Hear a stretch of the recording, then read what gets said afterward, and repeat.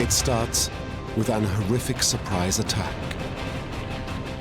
then spreads like a tidal wave across vast stretches of ocean.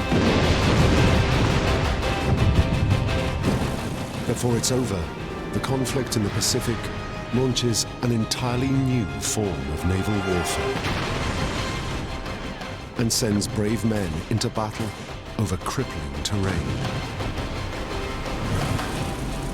This is the epic story of terrifying fanaticism and personal heroism, told in compelling detail, with specially enhanced color film and rarely seen footage, often shot by the troops themselves.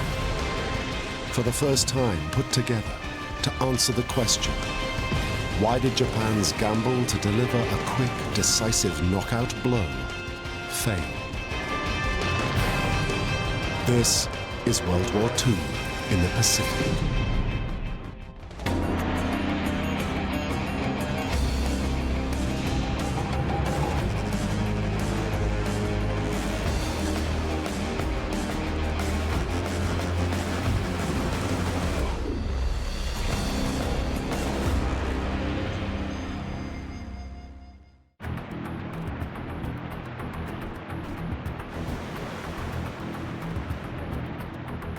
November 26th, 1941. North of Japan's Kuril Islands, a huge Japanese fleet sets off on a secret mission across the Pacific.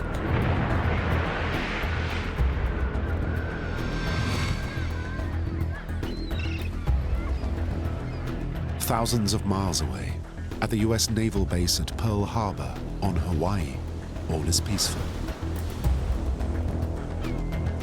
Much of the US Pacific Fleet is in port. Under total radio silence, 6 Japanese aircraft carriers and over a dozen smaller warships are heading south on a collision course with destiny. 11 days later, the fleet is within striking distance of Hawaii.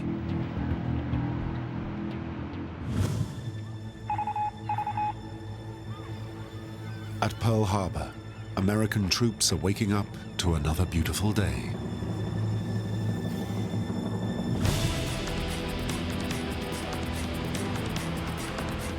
Aboard the Japanese carriers, there's a last-minute briefing.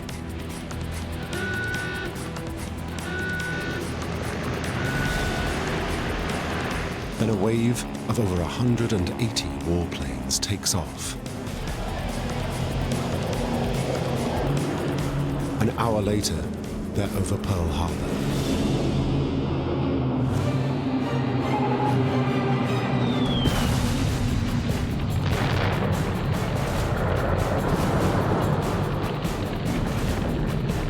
Five US warships are hit almost immediately.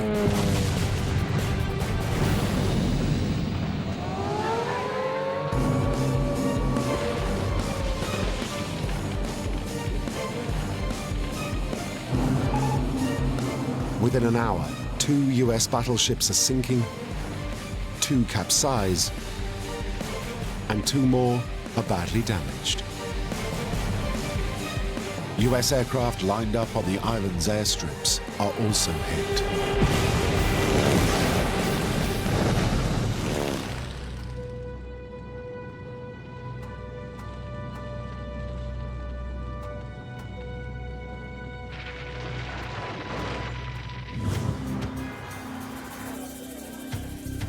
As news of the attack spreads across America, there's shock and horror. But there is also a question. Why has America been caught napping?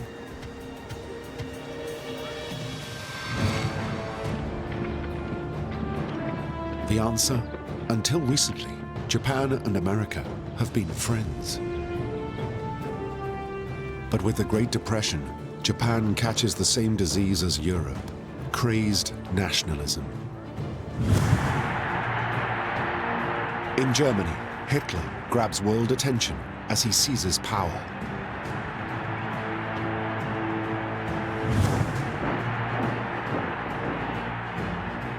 In Italy, Mussolini sings to the same nationalist tune.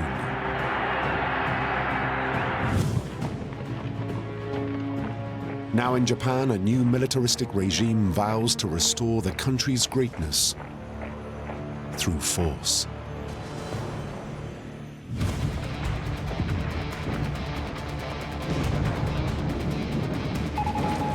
In 1937, a ruthless Japanese war machine tears through China.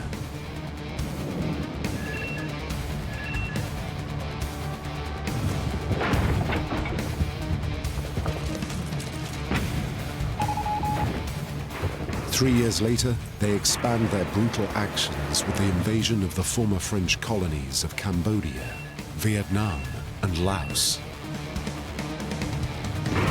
It's a move that finally forces America to react.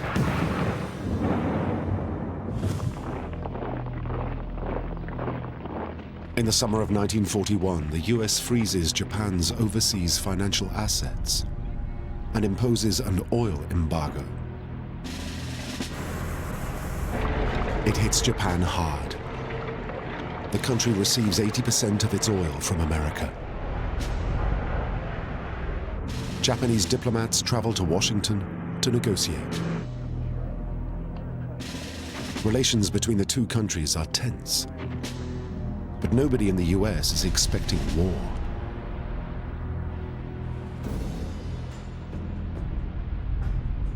Then a new Japanese leader takes control.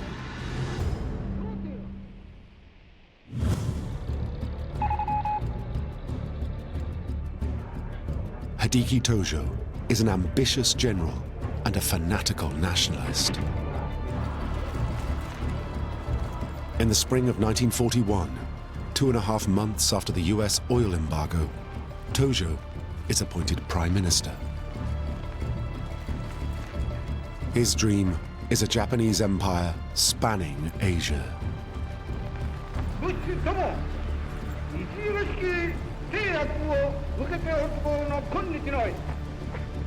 Tojo isn't interested in negotiations with the US. He's secretly planning for war.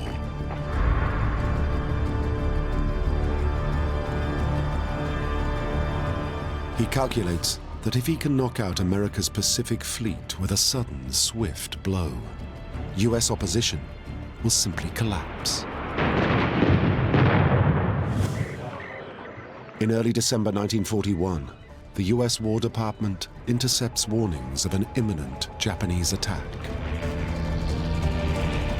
But when it comes on the morning of December the 7th, American troops are caught completely by surprise.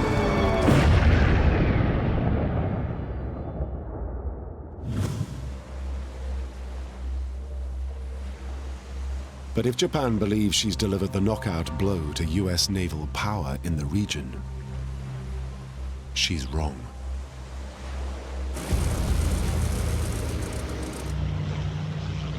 On the morning of the bombing raid, the three most important ships in the Pacific Fleet, its aircraft carriers, are not in port.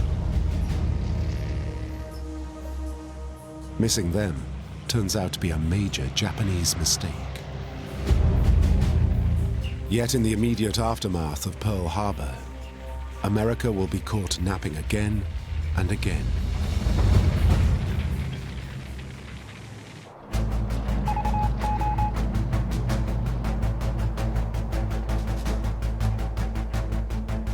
Ten hours after the attack on Pearl Harbor, Japanese bombers suddenly appear over Clark Field in the Philippines. It's America's main airbase in Southeast Asia.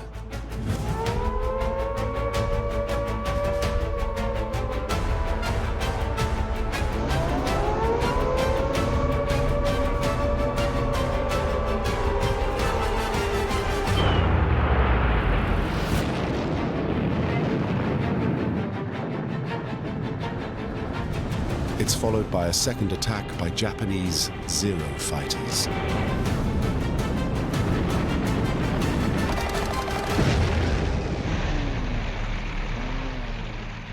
"45 minutes later, much of the US air power in the region has been destroyed. the Japanese have caught the US on the hop for a second time.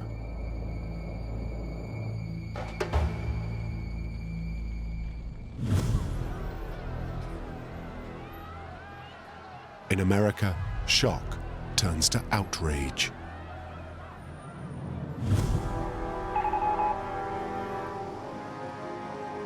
"32 hours after the attack on Pearl Harbor, US President Franklin Roosevelt declares war on Japan. Since the unprovoked and dastardly attack by Japan, a state of war has existed between the United States and the Japanese Empire.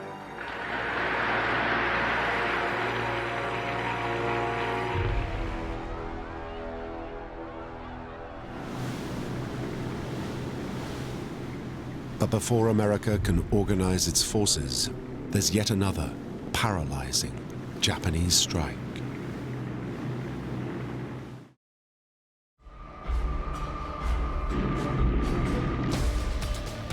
Within days of the air attack on the Philippines, thousands of Japanese ground forces swarm ashore.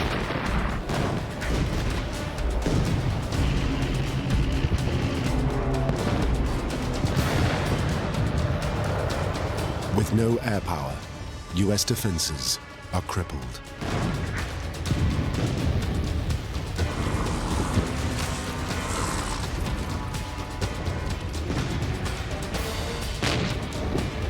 In a series of swift, ruthless assaults, the Japanese fan out across the country.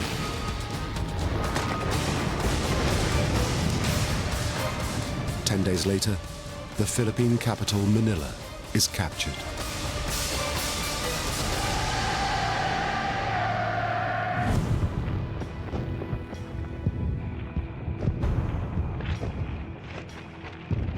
For the US commander in the region, it's a humiliation.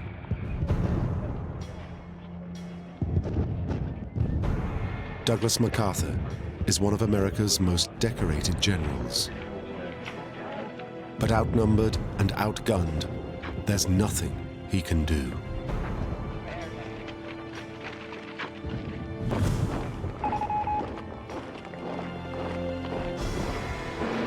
Finally, in early March, under orders from the American president, MacArthur flies out to Australia. The US regard him as too important to run the risk that he might be taken prisoner.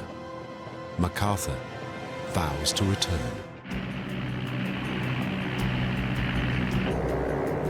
But the Japanese have just bombed the northern Australian town of Darwin.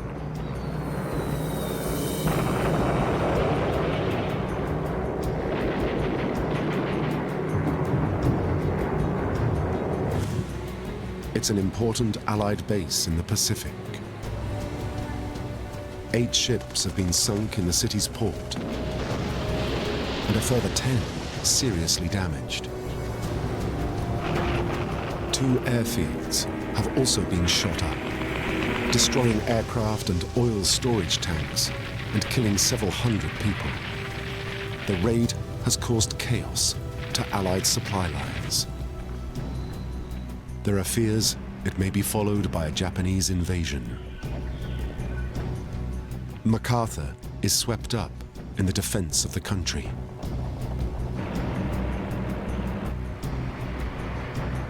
The Philippines will have to wait.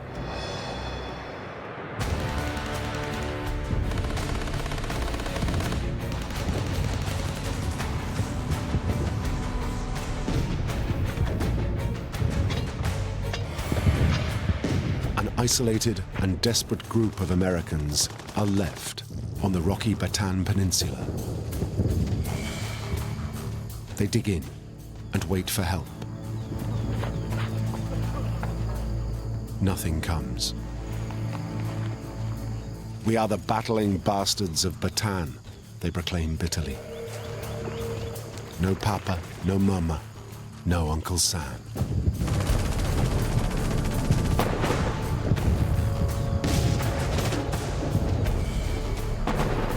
Facing repeated Japanese assaults with supplies running out, the US forces are up against impossible odds.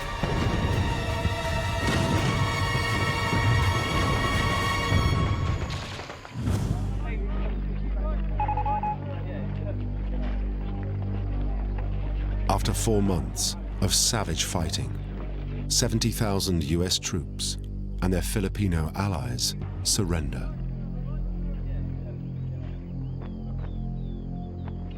Up to 10,000 of them will die on the Bataan Death March before they even reach Japanese prisoner of war camps.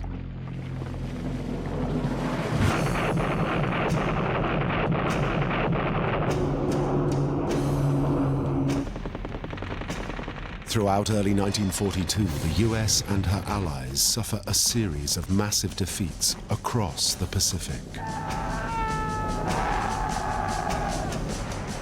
Japanese troops occupy the British colony of Malaya. They spread out across the country. A month later, they overrun the capital, Kuala Lumpur. Allied forces withdraw to Singapore, the center of British rule in the Pacific. The British believe they've turned the island into an impregnable fortress. But all the guns point south, out to sea.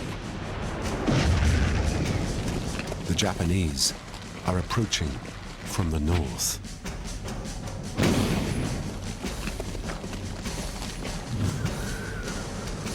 Britain sends 2 warships to attack Japanese troop convoys.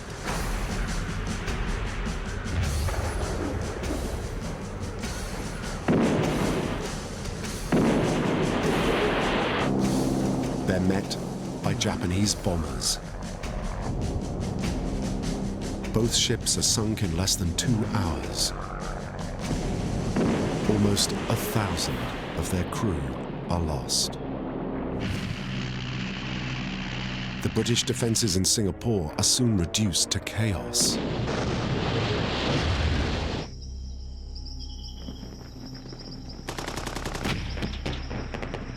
A force of over 90,000 Allied troops surrender.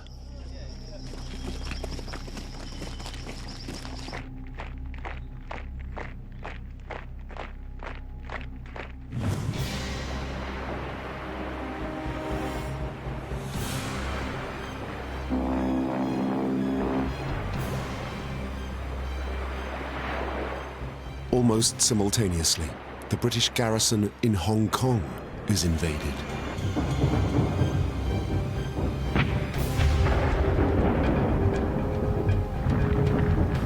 It takes the Japanese just 2 weeks to overrun it.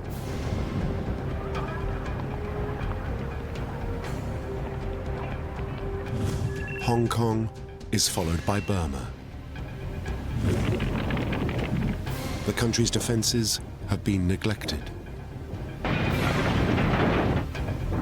Within 2 months, the Japanese have seized the capital, Rangoon. 8 weeks later, Japan controls the whole country.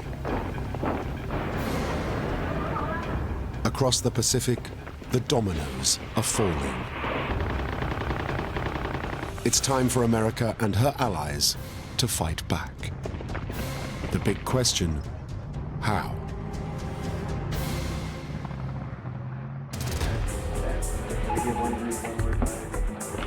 As US military planners study maps of Japan and the Pacific Ocean, one thing is crystal clear.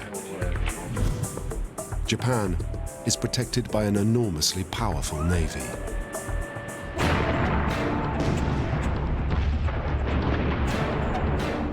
A seaborne assault so soon after the crippling attack on the US Pacific Fleet in Pearl Harbor would be suicidal. But an airborne attack is equally impossible. The nearest US base had been in the Philippines. Now the closest bases are in sites like the Hawaiian archipelago. These are over 3,000 miles from Japan, hundreds of miles further than the range of any US long-range bomber. Japan seems untouchable. Or is she?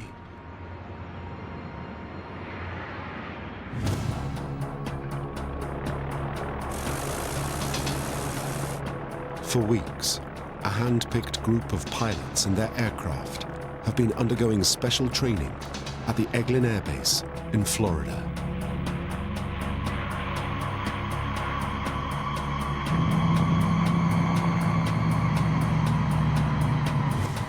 The plan is to transport a small force of B-25 Mitchell bombers by aircraft carrier to within 400 miles of Japan.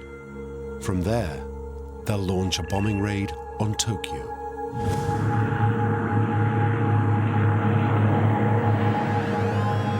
The Mitchell is a compromise. It's neither the longest range nor most powerful US bomber. But it's big enough to carry a significant payload, and crucially, it's small enough to fit on a carrier. Still, it's an operation fraught with danger. Aircraft carriers are not designed to be used by bombers. Their flight decks are too short, and the bombers are too big and heavy. At the Florida Air Base, the Mitchells are stripped down to remove unnecessary weight. They're fitted with extra fuel tanks to increase their range. The pilots are put through an exhaustive and costly training program.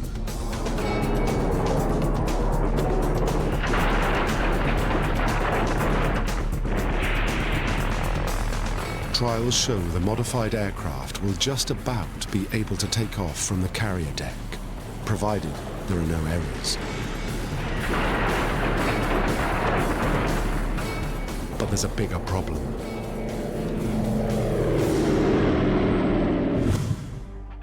The Mitchells may be able to take off from a carrier, but the flight deck is too short for them to return and land.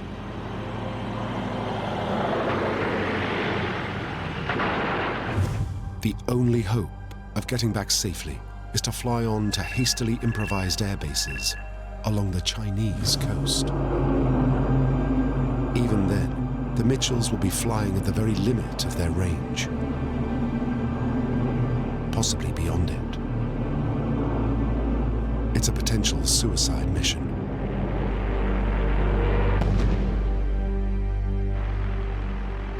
It needs someone special to command it.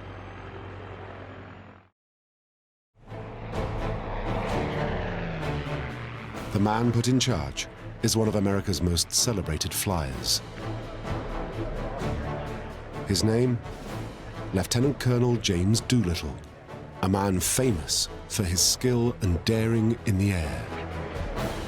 He's the first man to fly across the United States in less than 24 hours. He's won trophies for speed and endurance flights.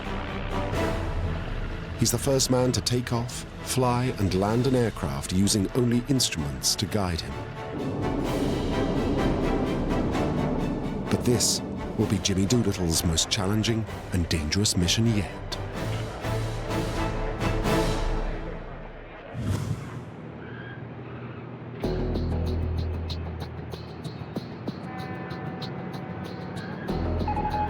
Four months after the devastating attack at Pearl Harbor, America is finally ready to strike back.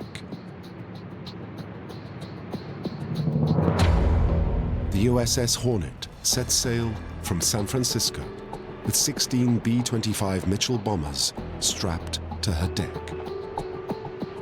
They're too big to be stored below.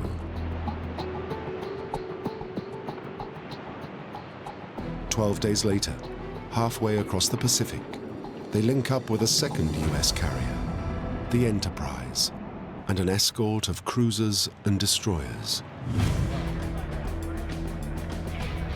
On On April the 17th, there's a small ceremony aboard Hornet.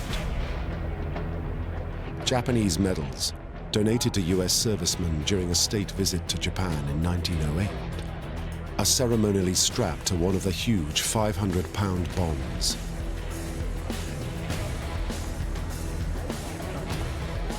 The bombs are also daubed with slogans. One says, "You'll get a bang out of this." And another, "I don't want to set the world on fire, just Tokyo."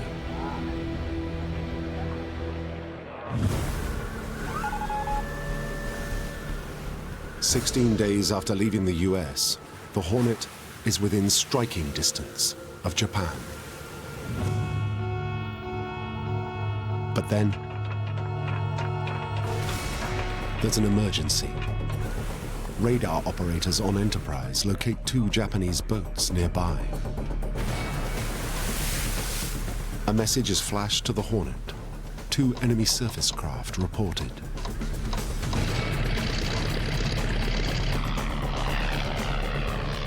The Enterprise sends up reconnaissance aircraft to check on them.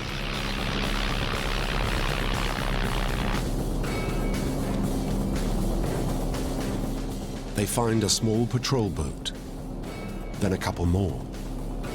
They appear to be part of a Japanese early warning system. The US warships open fire.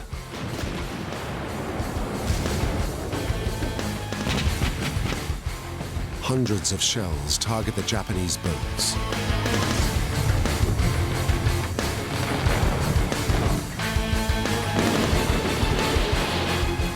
One sinks. But has word got out of the approaching US fleet? The Americans face a dilemma. Steam on and risk being trapped by the Japanese Navy, or launch their aircraft immediately, even though they're further from Japan than planned.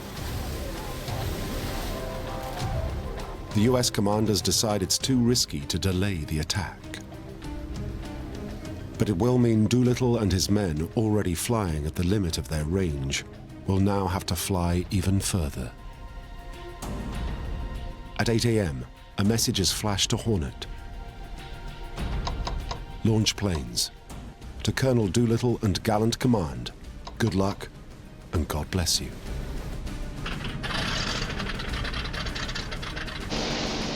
At 8:20 a.m., the first B-25 takes off.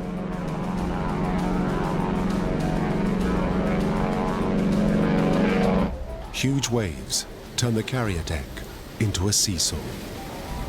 The other aircraft follow at brief intervals.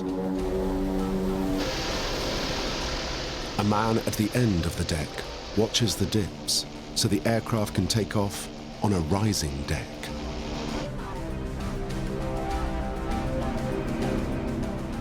One of the most daring raids in aviation history is underway.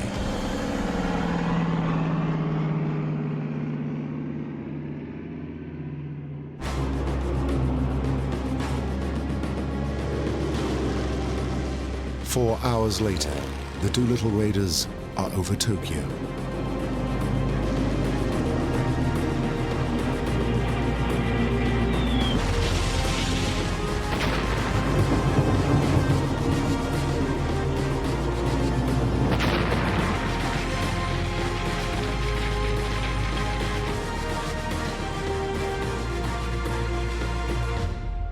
The raid is over in a matter of minutes.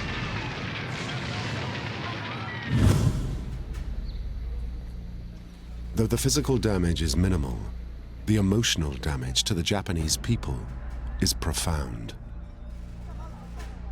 They've long believed their homeland to be invulnerable. Doolittle and his raiders prove it's not.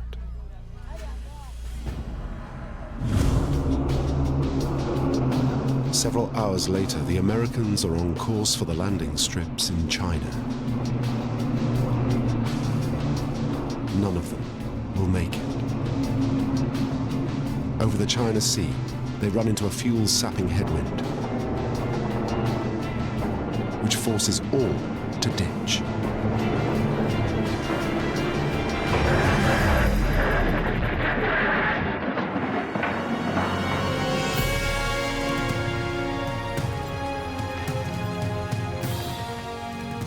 All but 7 of the 80 raiders will eventually make it home to safety, many helped by the local Chinese population.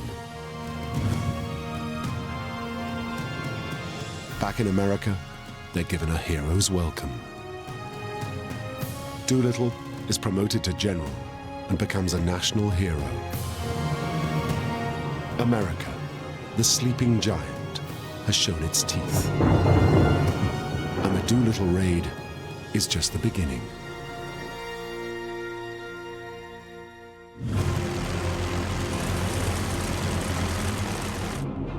What the raid shows is that the Japanese gamble at Pearl Harbor has failed. America is finally ready to unleash a whole new form of naval warfare. One that will transform the war in the Pacific entirely.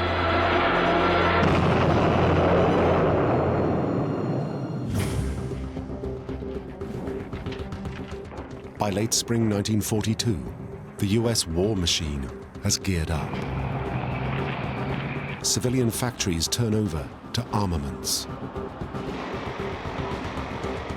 Aircraft production soars. Typewriter factories are converted to rifle production. And there's a dash to build aircraft carriers.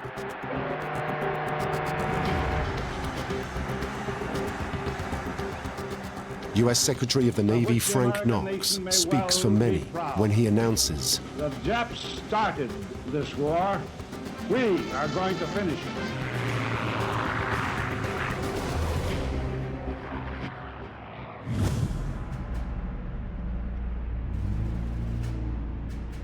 Tokyo's response to the April 1942 Doolittle raid is typically swift and thorough.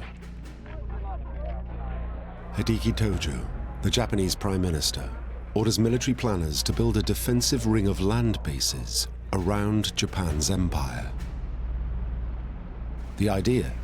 To secure Japan's vital supplies of natural resources like oil. Half the ring is already in place. Japan controls most of the Chinese coast, Southeast Asia, and the Philippines.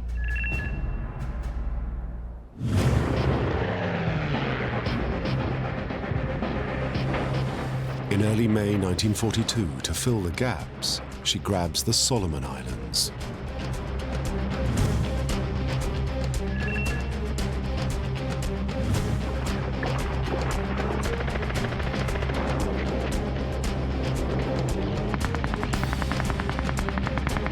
Two days later, a powerful Japanese fleet steams into the Coral Sea, hoping to capture Papua New Guinea. The naval commander in charge is perhaps Japan's greatest strategist.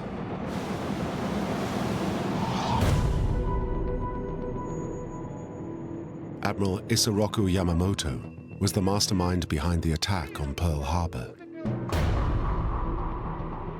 He's Harvard-educated. He understands America. At his disposal is perhaps the most powerful navy in the world.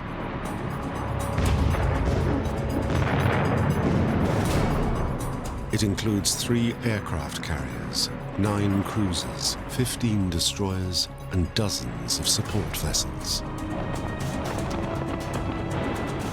But Yamamoto is not the only top naval commander in the region.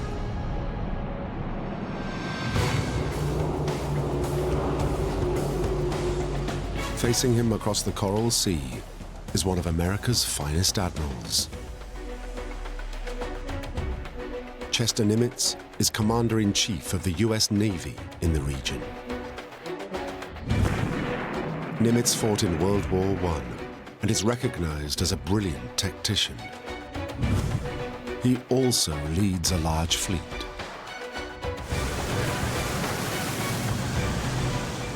It includes 2 aircraft carriers and an assortment of cruisers and destroyers. Some miraculously escaped the devastation at Pearl Harbor. Others have been rapidly patched up.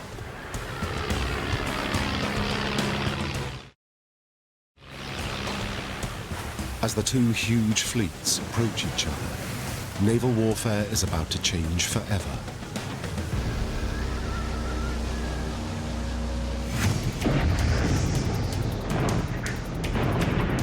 Traditional naval warfare has been a gun battle between warships, a clash of artillery at sea. It's almost always involved visual contact. But the centerpiece of the new fleets are aircraft carriers. They're armed with fighters and fighter bombers. It changes everything. Guns are purely defensive. Opposing carriers can be hundreds of miles apart. Fighting is done in the air. The new emphasis is on intelligence and logistics gathering. Finding out where the enemy is and getting your aircraft in the air before he can.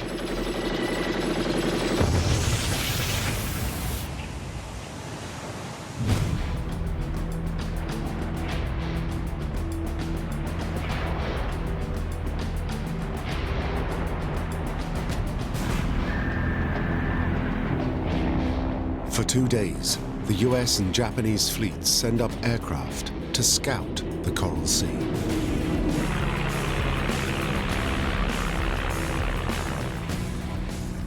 Neither knows what's out there or where the enemy is.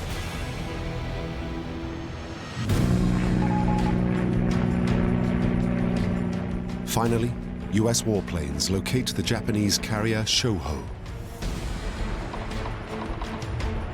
Nimitz sends up dive bombers.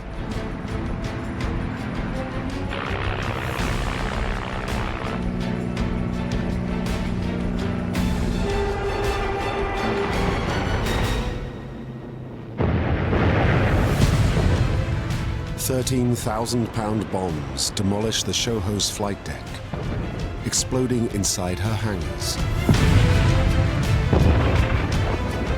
Hours later, she will sink. The Battle of the Coral Sea has begun.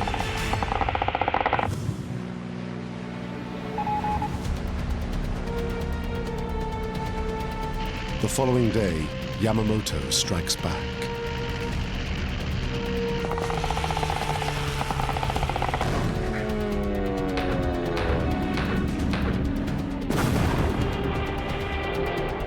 The Japanese locate the US carrier Lexington. Yamamoto sends up 0 fighters. The Lexington is soon damaged.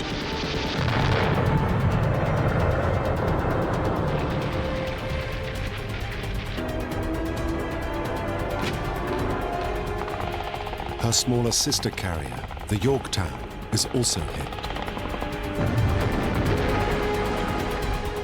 A bomb penetrates 4 decks before exploding. 37 men are killed.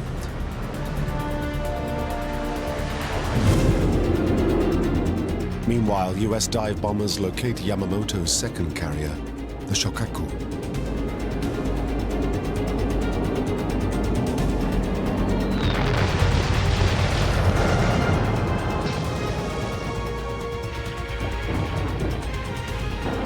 Her deck is so badly damaged, she can no longer be used by aircraft.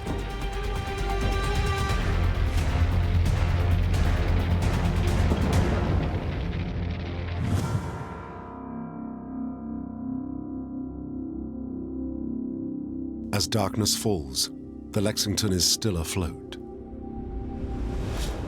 But there's been an undetected fuel leak. Suddenly, she erupts.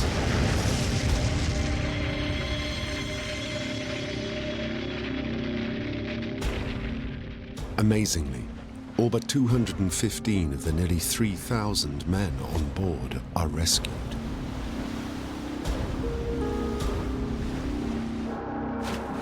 Later that evening, she's scuttled by an American torpedo.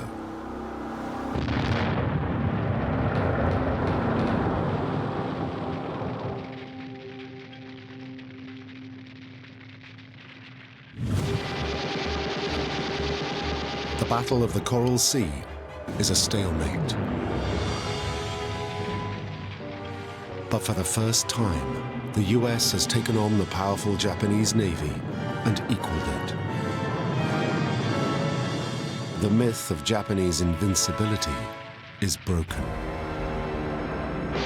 It's time for America to drive home its advantage. And it's got just the weapon to do it.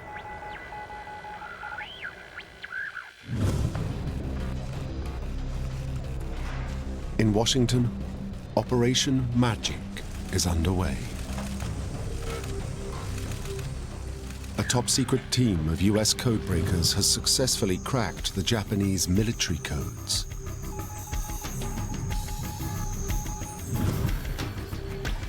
America has gained the upper hand in the crucial new front in modern warfare: intelligence gathering.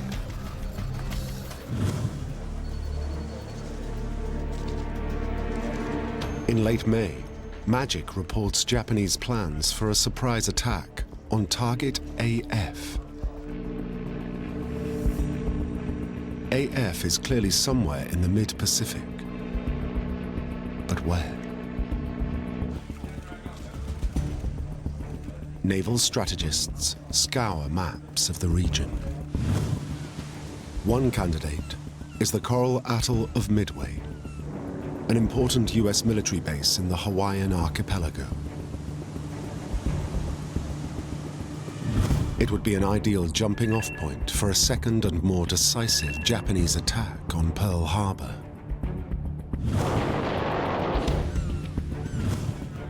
To confirm their hunch, the US codebreakers set a trap. The American base on Midway is instructed to send an uncoded message reporting problems with its water desalination system.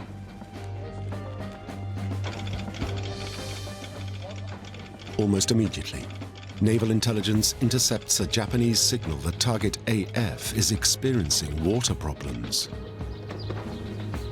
The news is flashed to Nimitz.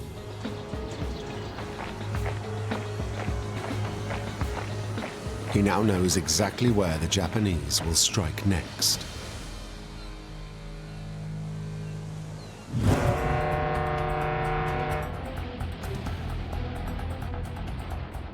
In early June 1942, the Japanese mount a diversionary attack on the Aleutian Islands off the coast of Alaska. The idea? To draw the US Pacific Fleet thousands of miles north, leaving the way clear to seize Midway in the south.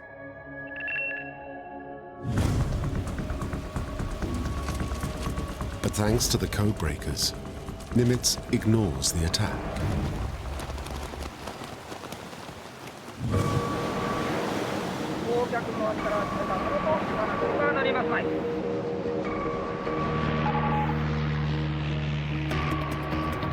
The following day, Japanese carriers launch an attack on their real target, Midway.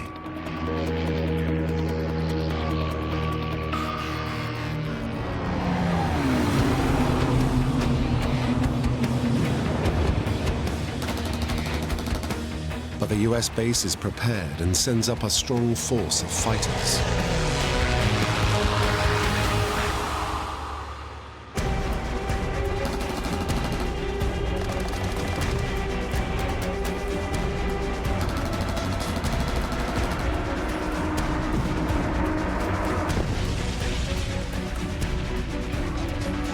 It's not what the Japanese commander, Admiral Chichuchi Nagumo, is expecting.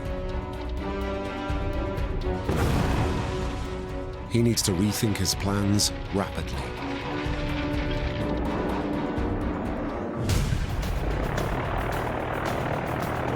Nagumo has kept a number of aircraft in reserve, loaded with bombs and torpedoes designed to attack ships. It's a precaution in case the US Navy shows up unexpectedly.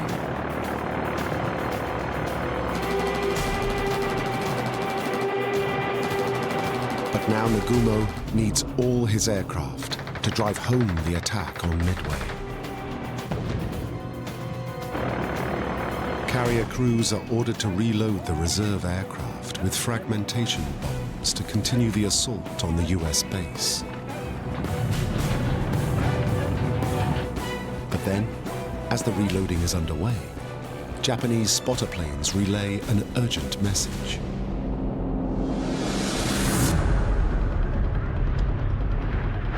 Three huge US aircraft carriers backed by warships are bearing down on them.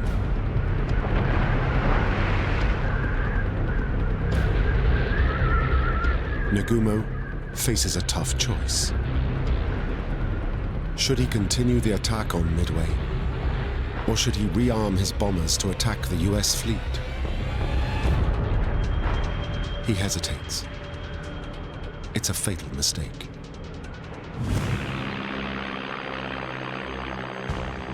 The US carriers launch dive bombers. With many aircraft still in the process of loading, the Japanese are sitting ducks.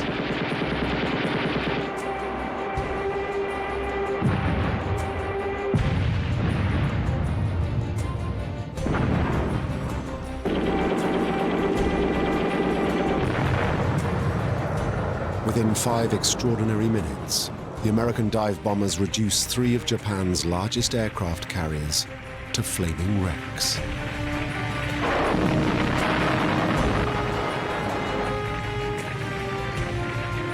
All will later sink.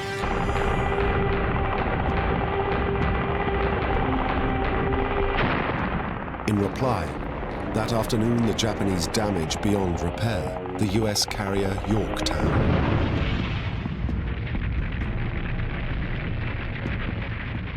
She too will sink.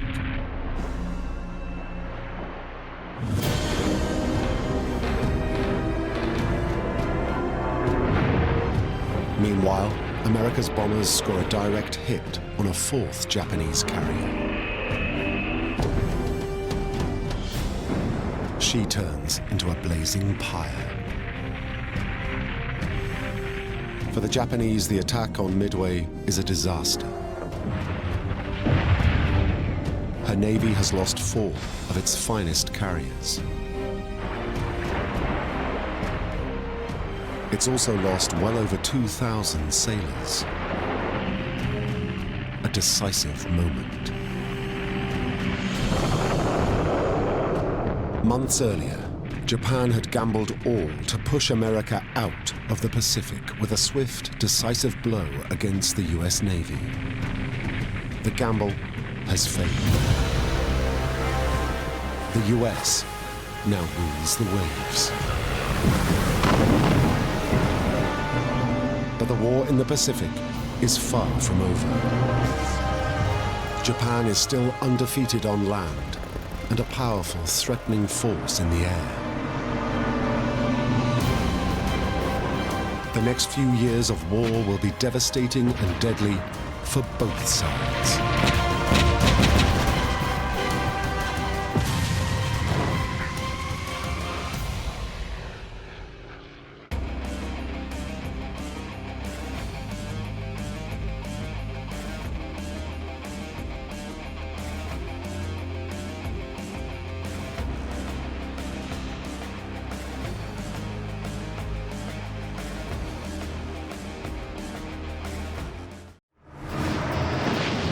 Summer 1942. 6 months after Pearl Harbor, the tides of war are shifting. An American victory at Midway strips Japan of its dominance of the waves. But this epic war for supremacy in the Pacific is far from over. Hitting island after island, it's clear the US is facing an enemy that is willing to fight to the death.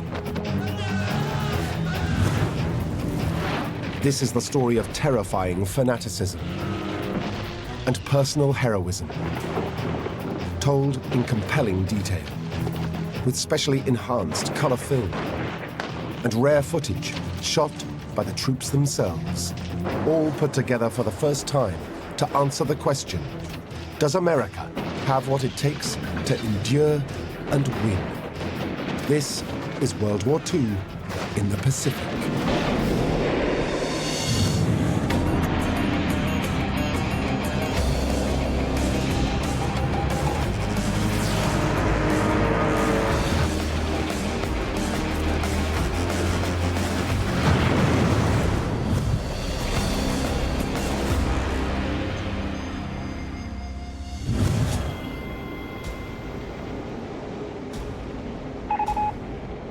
By the summer of 1942, it's clear Japan's attempt at knocking America out at Pearl Harbor failed.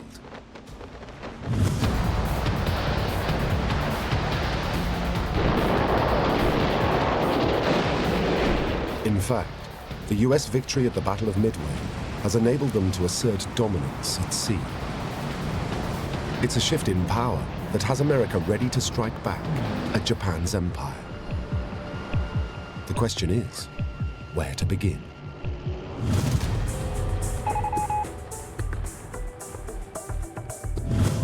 US military planners, led by Army Chief of Staff George C. Marshall, identified Japan's Achilles heel: a complete lack of natural resources. It's why Japan has seized all those territories around the Pacific. To create an empire to supply oil, rubber, tin, and food, essential for maintaining the war effort. Cut off these resources, and Japan will fall.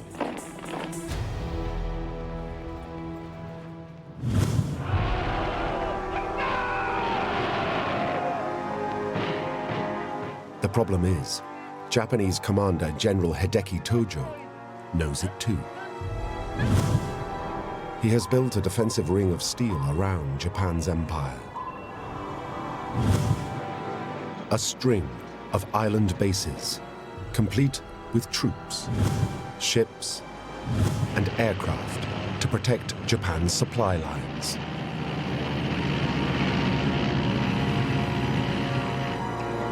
Taking them would demand more than American naval superiority.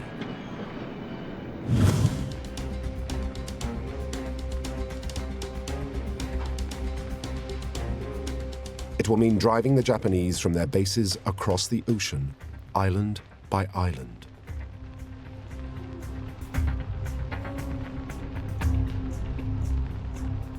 This will require an entirely new form of warfare: the amphibious landing. America has never attempted anything like this before. But US chiefs believe there's no alternative to the island-hopping strategy. They decide to attack along two fronts.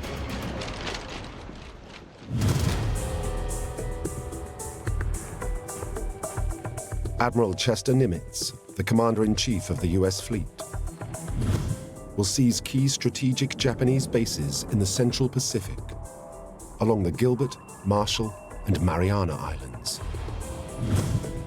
General Douglas MacArthur, the supreme commander of Allied forces in the Southwest Pacific, would take New Guinea and the Solomon Islands to the south of Japan's empire.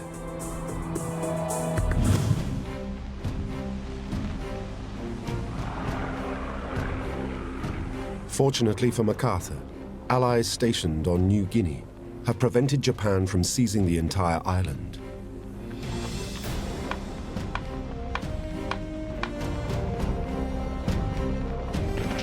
The Japanese invaded New Guinea in March 1942, but came up against Australia's forces stationed there.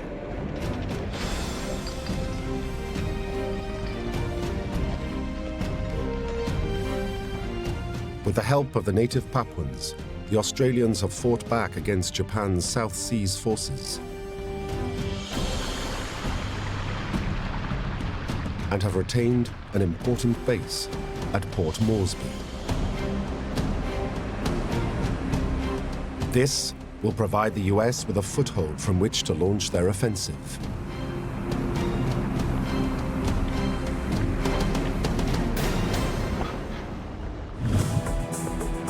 MacArthur's first target, a tiny island on the southern tip of the Solomon Islands, the very bottom of Japan's defensive ring, Guadalcanal.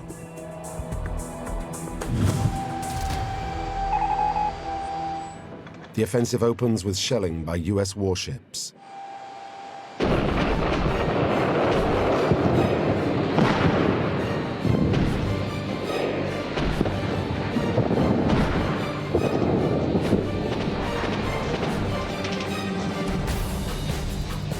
B-17s from 26th Squadron rained down destruction for 7 days.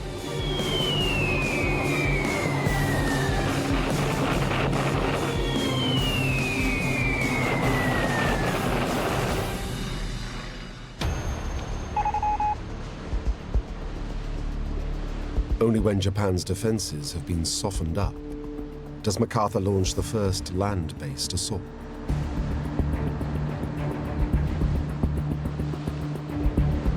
US Marines go into amphibious combat for the very first time.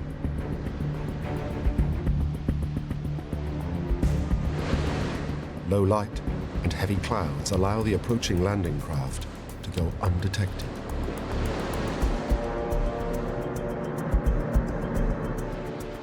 Wave after wave of Marines pour onto the beaches. Everything is going like clockwork. But as they press up the beach, the Japanese are waiting.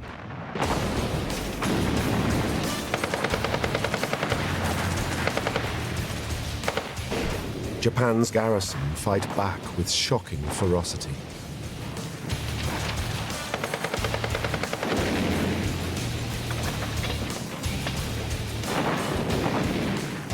The 1st and 11th Marine Corps pound the enemy defenses with howitzers. It's not enough. They are forced to get in close. The Japanese are driven by a code of honor. It's better to die in battle or commit suicide than surrender. A code that Americans quickly discover means they're in for a fight to the death.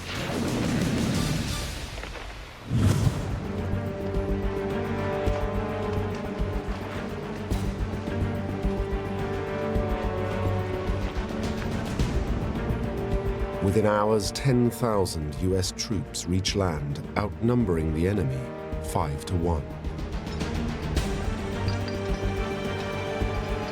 As more US heavy artillery and tank support arrives, MacArthur's optimism grows that he has the Japanese outgunned and outnumbered. Japan's 2,000-strong garrison is quickly overwhelmed.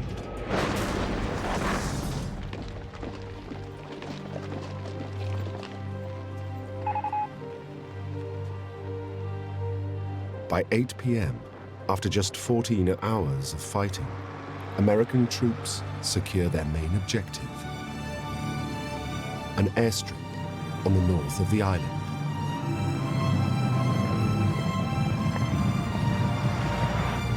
MacArthur now has an airbase from which to support his advance on Japan's island empire.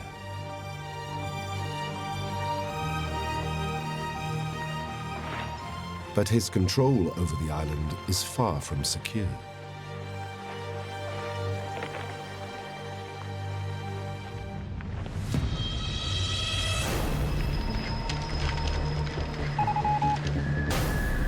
"12 days later, Japan mounts a counterattack. A wave of 1,000 soldiers from their nearby island stronghold of Rabaul lands on Guadalcanal.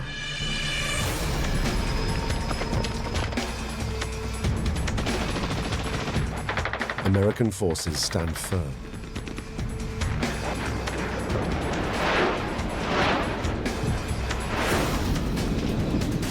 Almost all of the Japanese that attack are killed.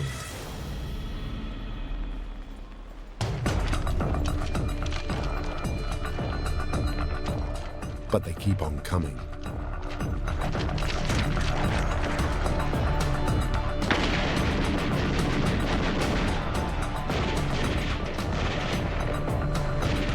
Wave after wave of Japanese reinforcements pour onto the island.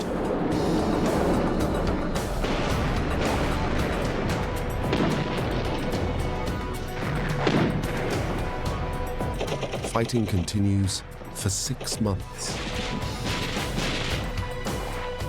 until Japan is forced to concede.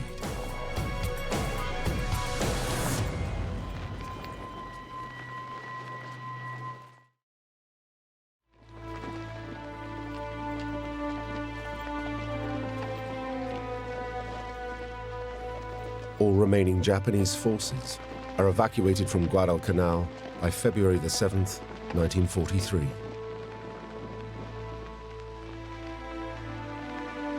The battle for this one tiny island costs America 7,100 lives. Japan's losses are a staggering 24,000. Guadalcanal is a taste of the war of attrition that is to come.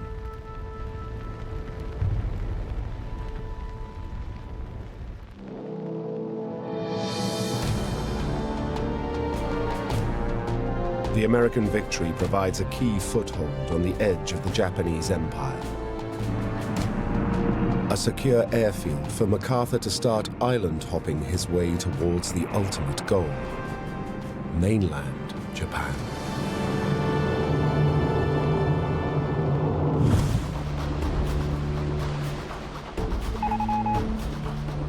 February 1943. With Guadalcanal under their control, US chiefs can now begin the process of cutting Japan off from its supply of natural resources.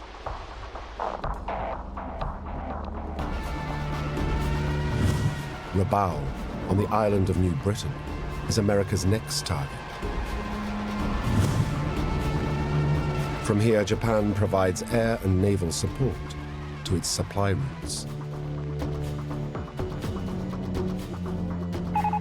MacArthur's plan is not to capture Rabaul, but to isolate it.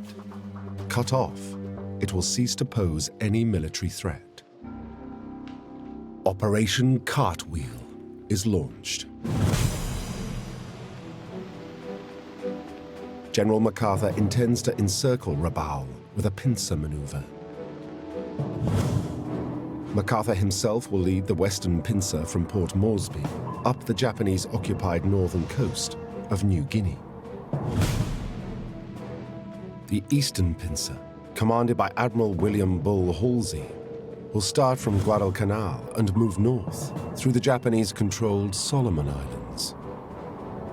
From these 2 points, the US Navy can complete the encirclement.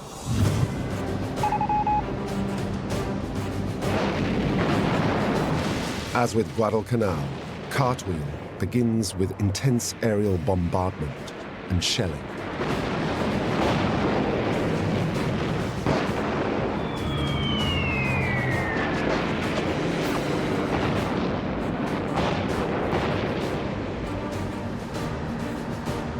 Then Marine and Army units assault the beaches.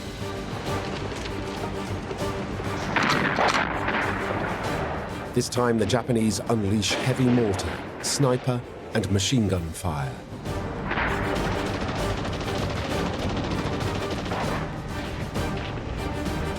As the US presses inland, Japanese resistance becomes even stronger.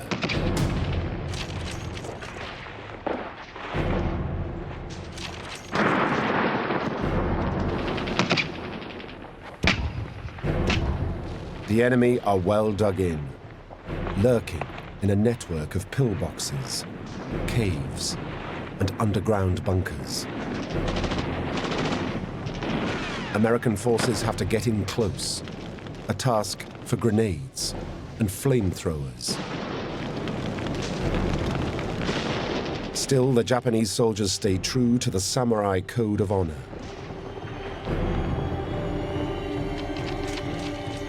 Rather than surrender, they mount suicide charges, shouting "Banzai."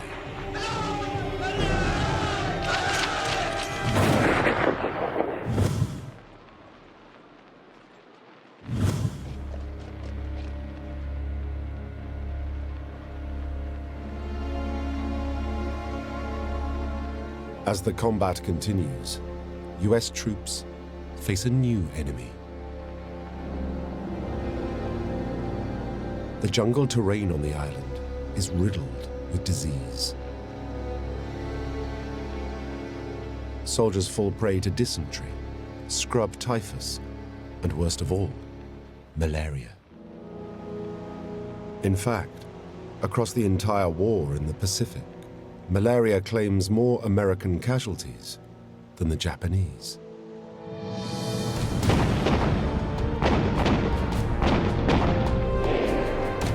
But despite the appalling jungle conditions, the US weight in numbers tips the balance. Japanese fanatical bravery is no match for America's military might.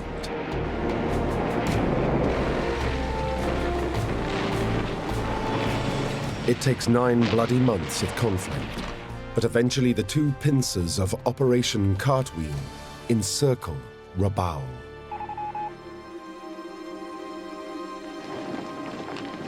American casualties run into the tens of thousands.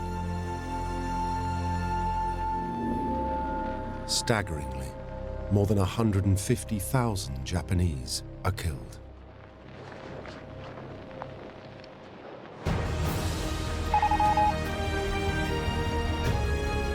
Operation Cartwheel has done its job.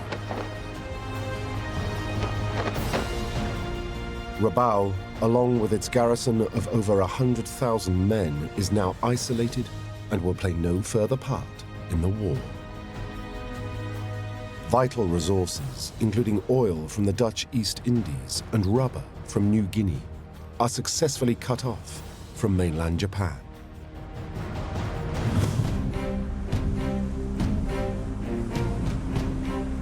Meanwhile, to the east, Admiral Chester Nimitz and the US fleet are preparing to attack Japan's empire on a second front.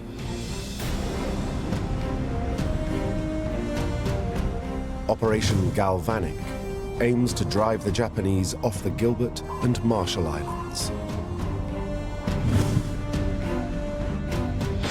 These outposts provide vital military support to Japan's supply routes in the Central Pacific. The campaign's first target? The island of Tarawa.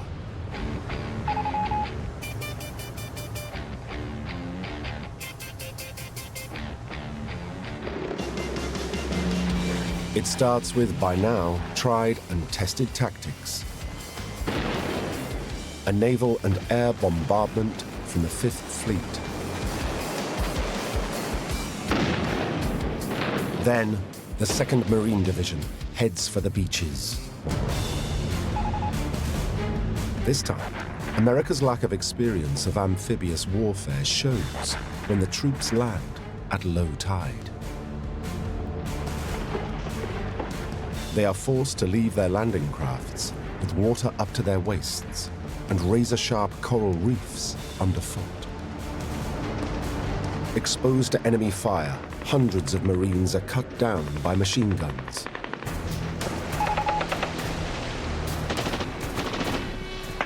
Meanwhile, the bulk of Japan's 4,700-strong garrison is waiting inland. Outnumbered by the invading Americans 7-1.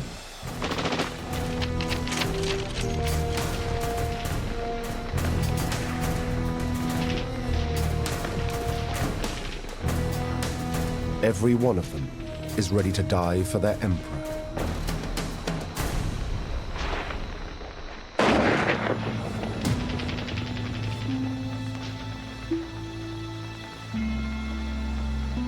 Their extreme dedication makes the next 4 days some of the fiercest and bloodiest battles in Marine Corps history.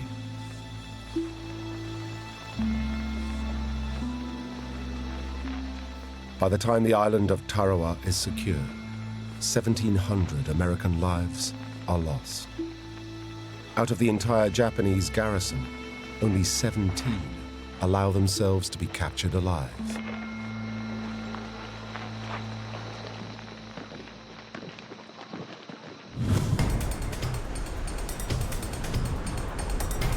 With the Japanese unable to halt their charge, Nimitz's forces continue to steam north. By February the 22nd, he seizes all the key targets in the Gilbert and Marshall Islands. US forces now have their sights set to the north on the Japanese-controlled Mariana Islands.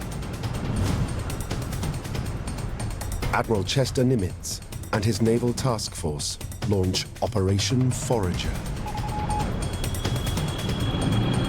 The first target, the Mariana Island of Saipan.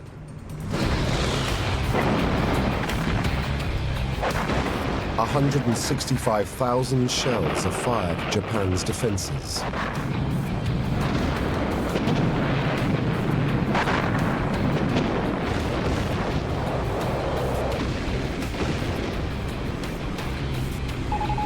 Two days later, the amphibious landings begin.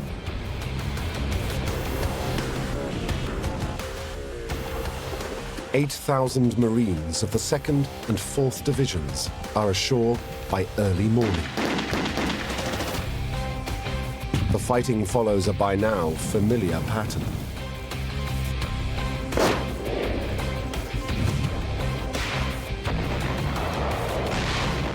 But this time, the Japanese have a surprise. They don't just have ground troops. They call up their navy.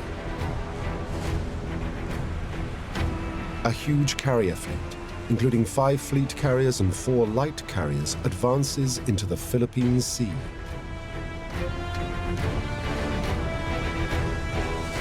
The aim is to cut the US troops on Saipan off from their supporting ships. But there is a flaw in the Japanese plan. Most of their experienced pilots were lost at the Battle of Midway. These pilots are rookies.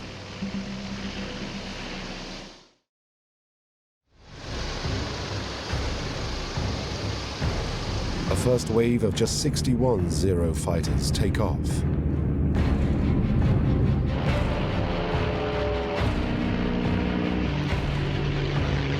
Nimitz scrambles 220 F-6F Hellcat fighters.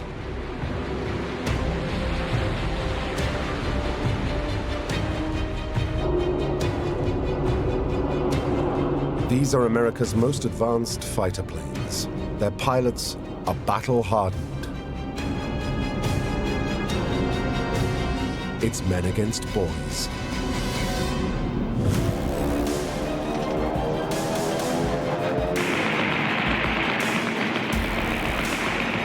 Outnumbered and outgunned, Japan's Zeros are mercilessly blasted from the sky. The Japanese launch another wave of 120 aircraft.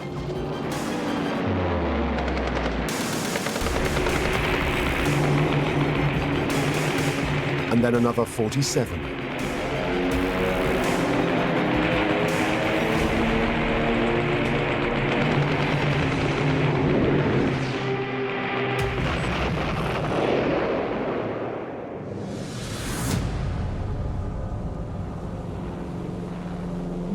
By nightfall, the US losses stand at just 29 planes. Japan's are almost 400 aircraft. It goes down in history as the Great Marianas Turkey Shoot.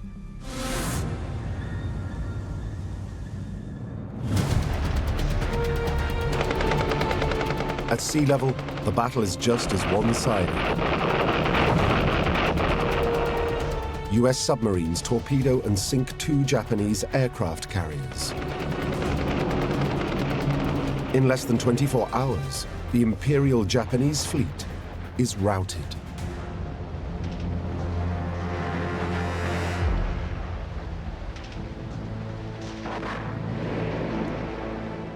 They lose 3 carriers and almost 600 aircraft. This crushing blow means that Japan can no longer compete in carrier-based warfare. The Battle of the Philippine Sea is an important American victory.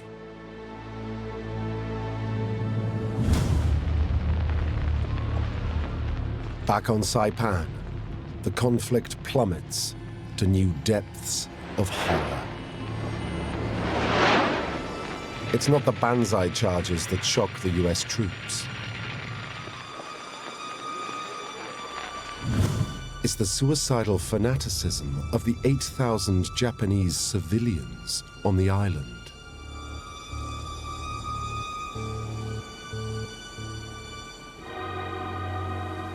American soldiers watch in horror as men, women, and even children jump from cliffs to their death.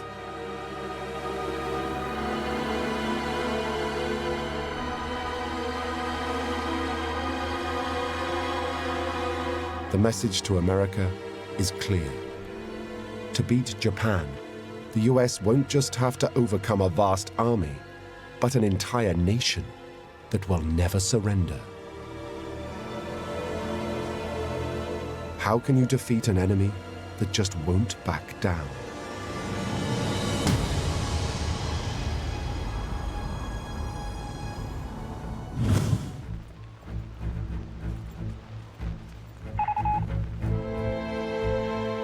Summer 1944, and America is winning the war in the Pacific.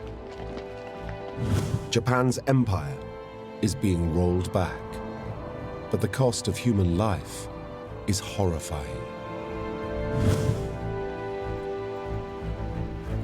US losses stand at around 46,000 men.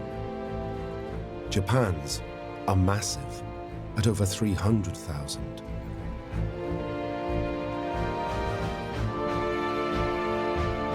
Mainland Japan is deprived of natural resources, and their war effort is taking a toll on the Japanese people.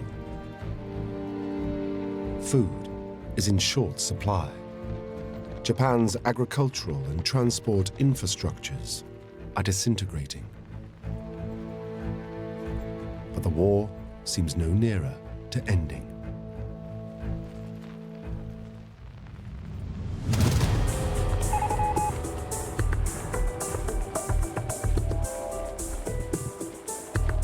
In the US High Command, an argument is underway. Chief of Naval Operations Admiral Ernest J. King argues that the war could be brought to a swift end by moving the fleet west from the Marianas to the island of Formosa, modern-day Taiwan. It would put Japan's home islands within easy striking range of US heavy bombers. King's plan would mean bypassing most of the remaining Japanese bases across the Pacific, leaving them undefeated but isolated.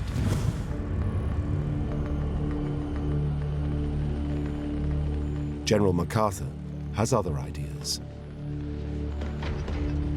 The US Supreme Commander in Southeast Asia tells President Roosevelt that America must continue with his island-hopping strategy. In particular, he must drive the Japanese off the Philippines. This approach, he argues, would provide bigger bases than Formosa from which to launch bombing raids, and consolidate America's stranglehold on Japan.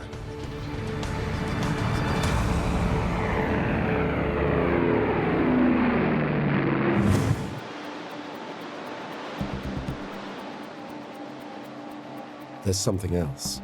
MacArthur had promised the Filipino people that he would return when he was driven off the island in December 1941. He means to keep that promise.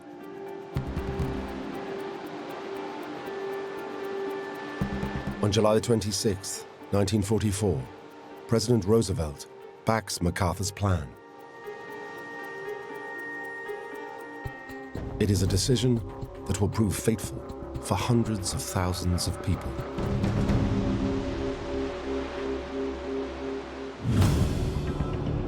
As preparations for the campaign begin, MacArthur deliberates where to make his first assault. He targets the island of Leyte in the southern Philippines. The general launches amphibious landings.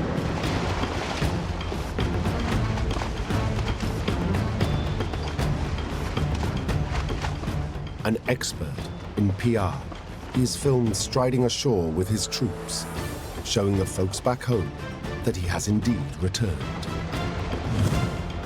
By now, America is accomplished at amphibious landings, and within hours, the 6th Army establishes an 18-mile-long beachhead from which to begin their advance inland.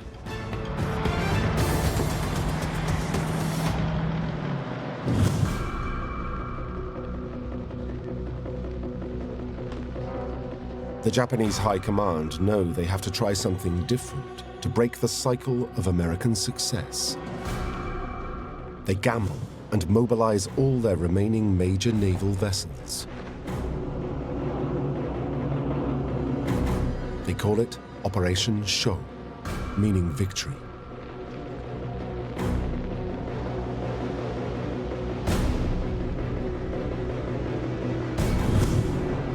The plan is to lure America's naval support away from the ground troops on Leyte.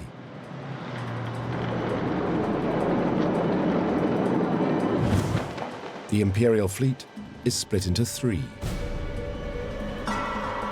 One convoy advances through the San Bernardino Straits to the north, and another through the Surigao Straits to the south. The 3rd Japanese convoy, including the Imperial Navy's last 4 carriers, approaches the Philippines from the northeast.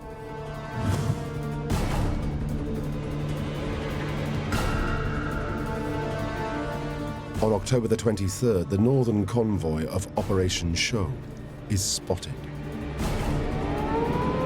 Admiral Halsey, commander of the 3rd Fleet, intercepts. The following morning, he scrambles aircraft to attack the Japanese convoy.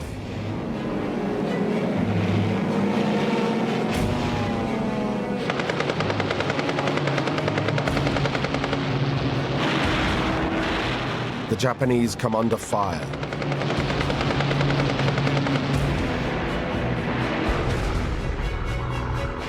But then turn and retreat.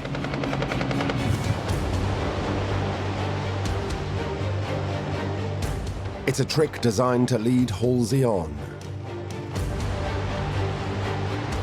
He takes the bait, heading straight towards the Japanese carriers to the northeast and away from Leyte.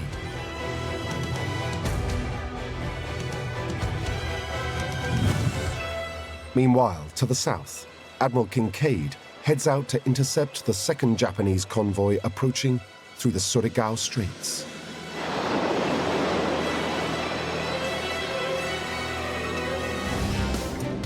Japan's plan is working. Just a few US vessels remain to support the landing on Leyte.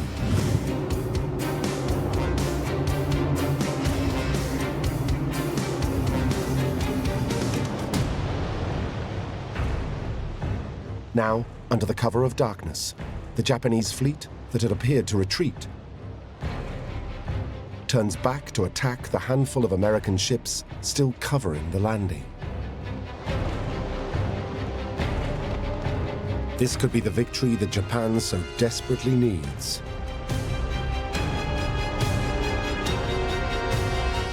But at the last moment, they lose their nerve. Fearing they are sailing into a trap, the Japanese turn again and retreat. The opportunity is lost.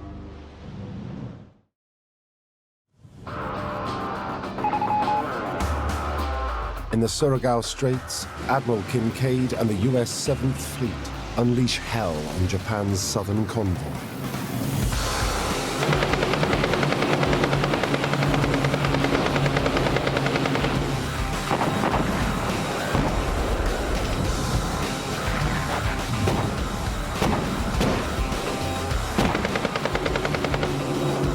Three Japanese destroyers and 2 battleships are sunk.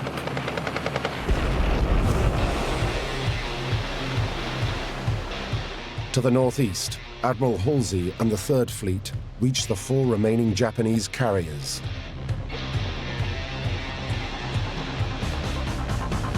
Having lost most of their aircraft and pilots in the Marianas, Japan's carriers are sitting ducks.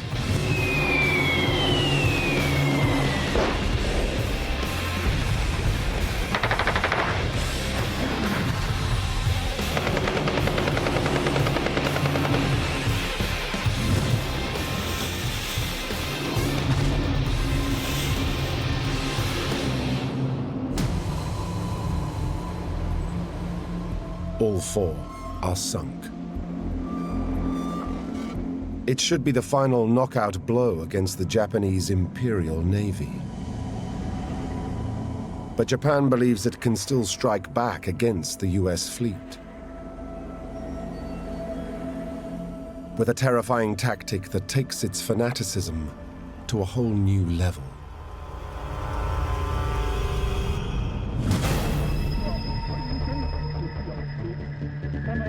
The Imperial High Command calls for volunteers to form a new aerial strike force. They are called kamikaze, meaning divine wind. And they are required to make the ultimate sacrifice in the name of their emperor.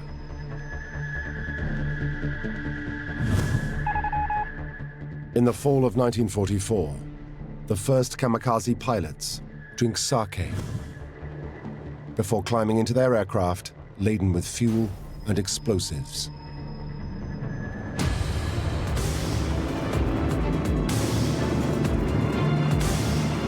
Their targets are America's aircraft carriers, supporting the troops on the Philippine island of Leyte.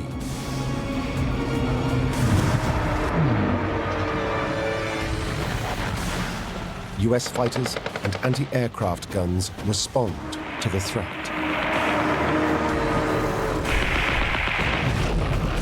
Some kamikazes are blown out of the sky. Others miss their targets.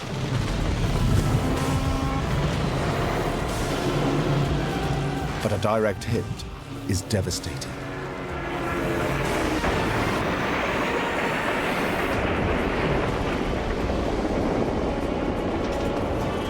The carrier St. Lo is sunk, killing 100 Americans.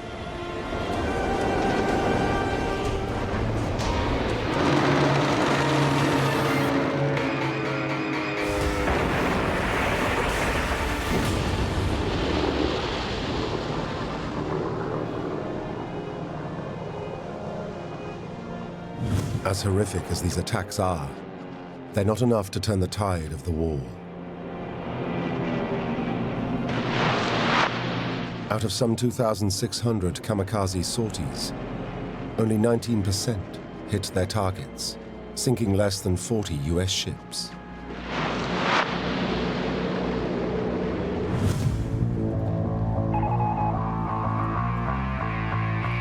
Back on Leyte, ground forces face off against Japanese defenses across the island.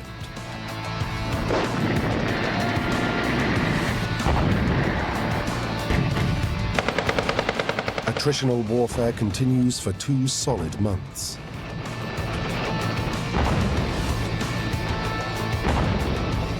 But once again, Japan's determination is no match for America's sheer weight in numbers. They are outnumbered 4-1.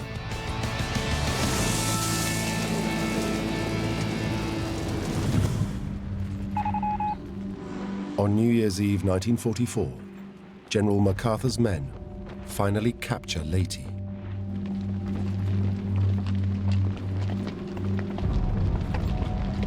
Almost the entire Japanese force of 50,000 lies dead.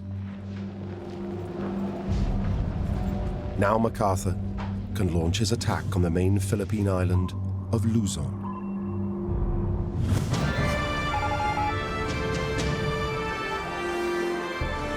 Early in the new year, over 100,000 troops of the 6th Army Division land on the south coast of the island.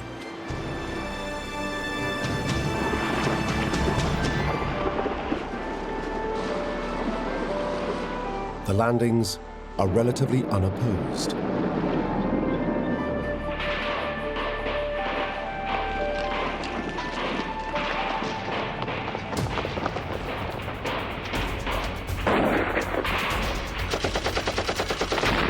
The Japanese garrison is poorly equipped and is no longer receiving air and naval support or reinforcements from Japan. No match for America, they are forced to fall back to mountain strongholds.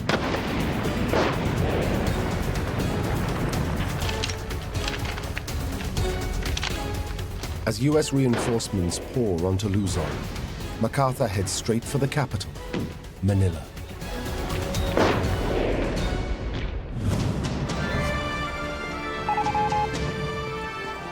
After just 2 weeks of close-quarter combat, MacArthur's troops are just 60 kilometers from the capital. They retake the major US airbase of Clark Field that had fallen to Japan in 1941.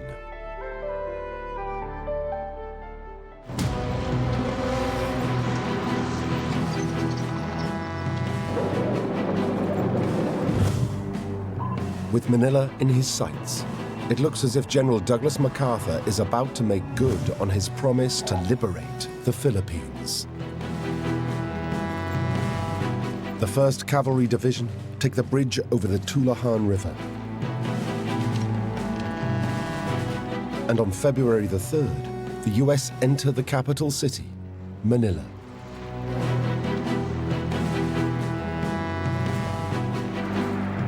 The Japanese hold Manila's historic architecture in high esteem.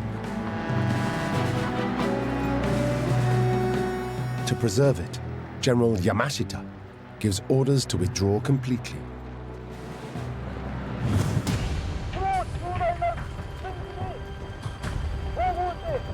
But a garrison commander named Sanji Iwabuki defies the order along with 20,000 men.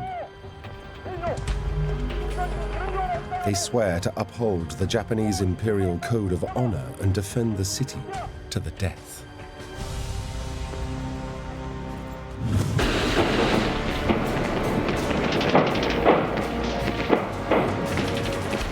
The battle for Manila becomes the first and fiercest example of urban warfare in the Pacific Theater.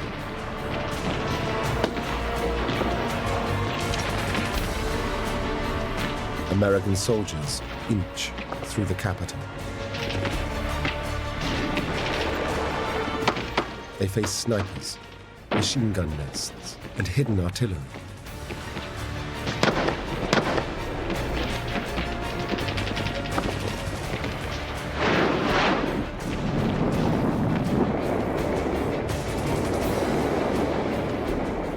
Historic Manila is reduced to rubble.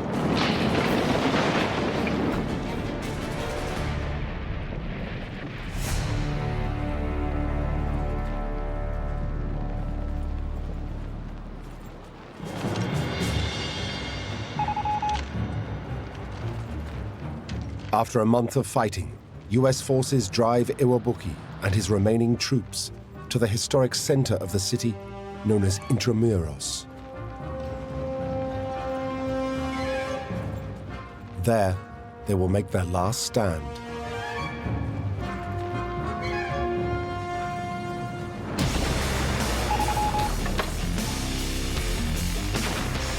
American soldiers unleash a 140-gun artillery barrage.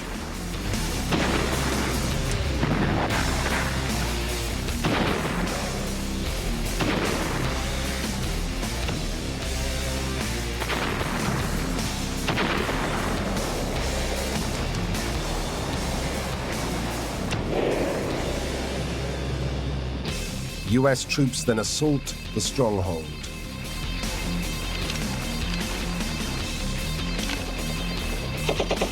The battle is brutal, lasting 3 days.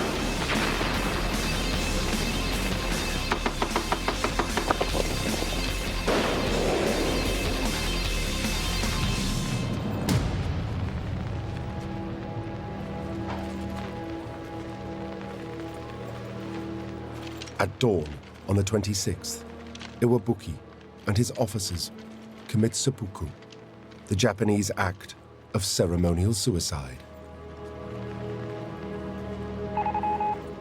The battle for Manila is finally over by March the 3rd. American losses stand at 1,000. Japan's at 17,000.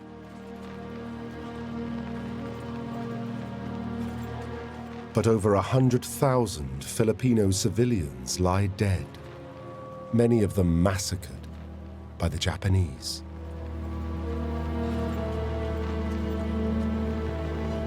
It is the highest death toll of any battle in the Pacific theater so far.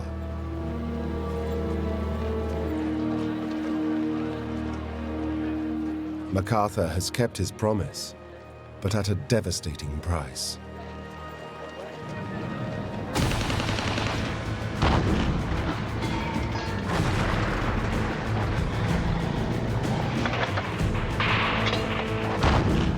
The battle for the Philippines will continue for 5 more months, as the US are made to weed out pockets of Japanese defenders dotted around the islands.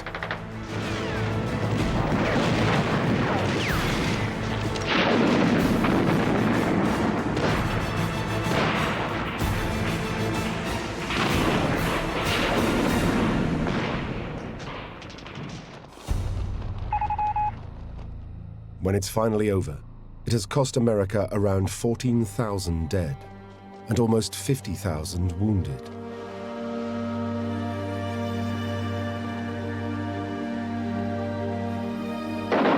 Japan has lost almost 350,000 soldiers' lives. Strategically, the campaign has been a success. Japan's navy has been crushed. Its last supply lines to sources of oil and food have been severed. But everyone knows the war is far from over. The Japanese believe they can still win.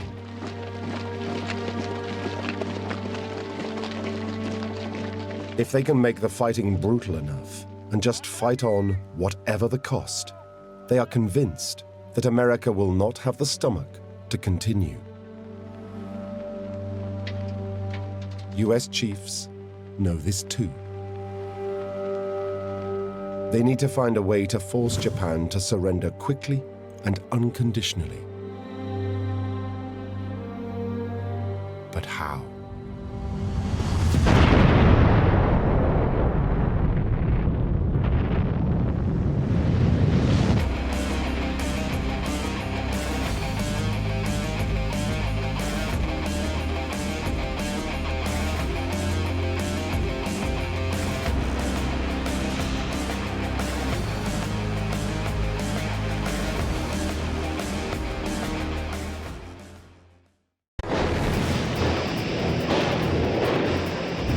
Victory in the Pacific is on the horizon, but not fast enough for the thousands of American servicemen facing a suicidal enemy.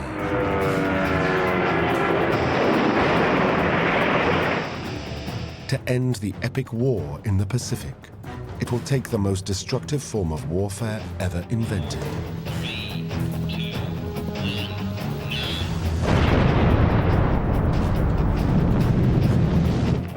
This is the story of terrifying fanaticism and personal heroism, told in compelling detail, with specially enhanced color film and rare footage, shot by the troops themselves. Put together for the first time to answer the question, why did Japan believe America would never deliver the knockout blow? This is World War II in the Pacific.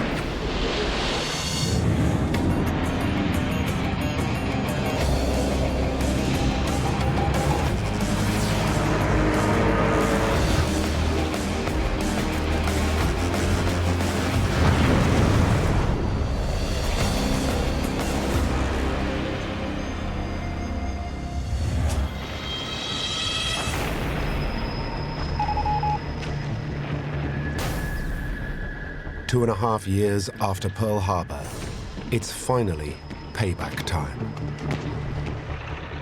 A campaign to rule the waves and island hopping to seize back territory has given the American forces the upper hand in the Pacific.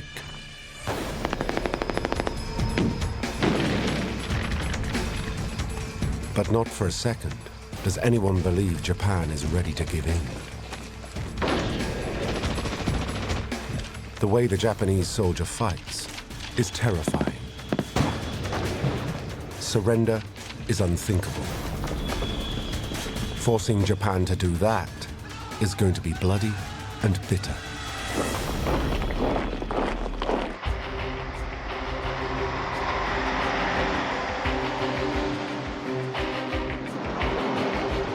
In Europe, US soldiers know they can overcome their enemy in conventional battle. For them, by the summer of 1944, the end is in sight.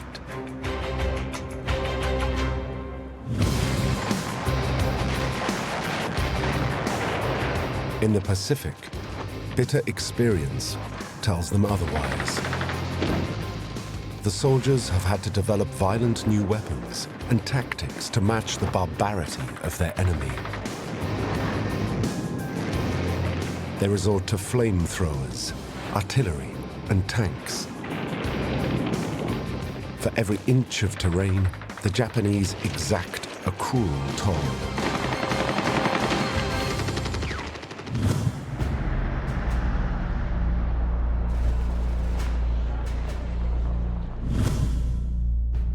General George C. Marshall, Chief of Staff of the US Army, fears defeating Japan can only come at a horrific cost in American lives.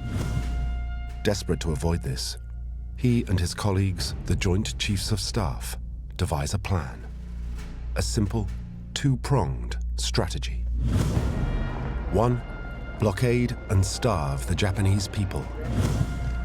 2, bomb their factories and obliterate their capacity to wage war. Together, the hope is they can destroy Japan's will to fight on.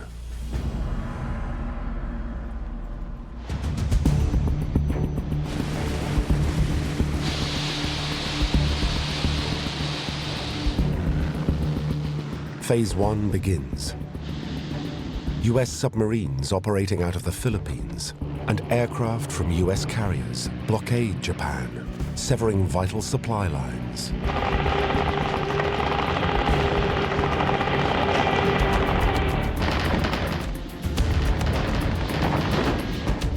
Raw materials, food supplies, and troop ships are dispatched to the bottom of the ocean. The result? Throughout 1944, Japan loses 300,000 tons of shipping each month.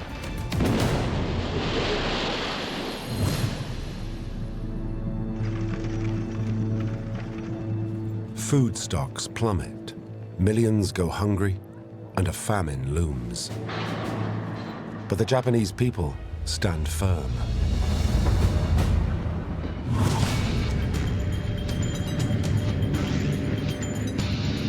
Time for Phase 2 to kick in. Destroy Japan's war machine from the air. It's a chance for one man to make his mark.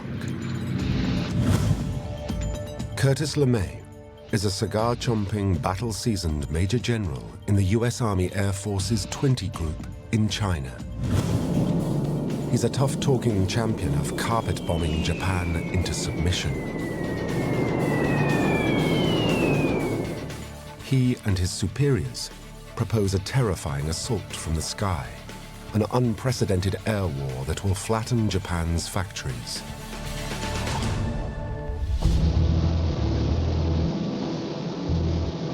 The challenges LeMay faces are huge.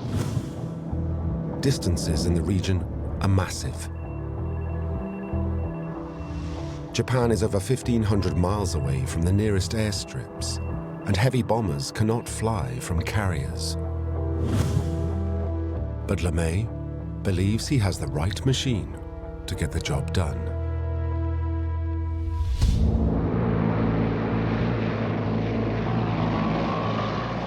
The brand new Boeing B-29 Superfortress. The result of a $3 billion development program. A state-of-the-art 4-engine bomber, it can fly all the way to Japan thanks to its massive range of nearly 4,000 miles. This means it can operate out of airstrips in China and on the Mariana Islands.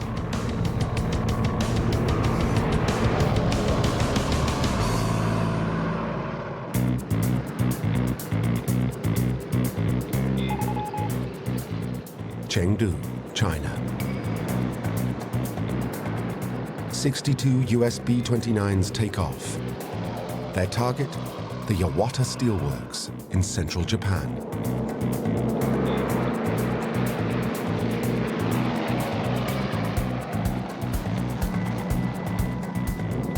The distance is so great, the superforts must fly unprotected, without fighter escort. This forces the bombers to fly at high altitude, where the Japanese fighters will have difficulty reaching them.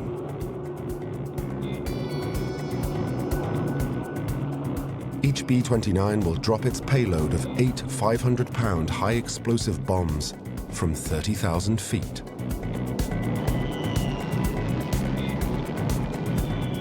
The goal? Flatten the steelworks.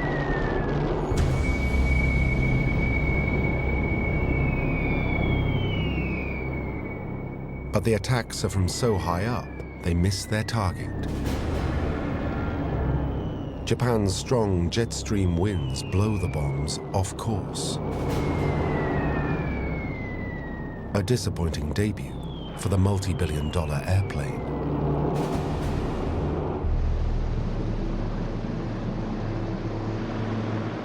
The B-29's accuracy does not improve with additional raids in the weeks ahead. The grand plan to force Japan to surrender is not working. Curtis LeMay is promoted to take personal charge of the campaign. His answer is to bomb more and bomb harder. So he devises a new tactic, the firestorm.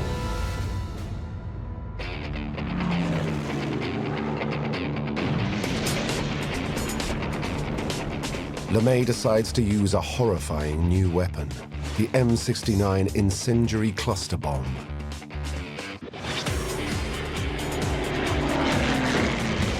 Accuracy is not essential. The incendiaries use napalm to burn whole swathes of a city. Any weapons factories in the area will be destroyed in the inferno.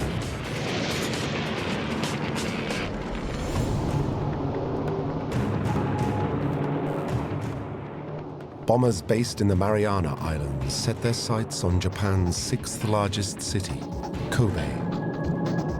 In their bomb bays are tons of incendiary bombs.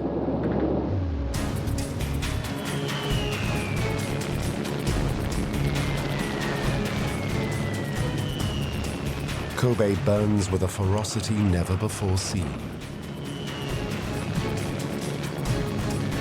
The city is densely packed and made up of wooden and paper houses that explode into flames. Whole neighborhoods are incinerated. Thousands died. The orange glow can be seen hundreds of miles away.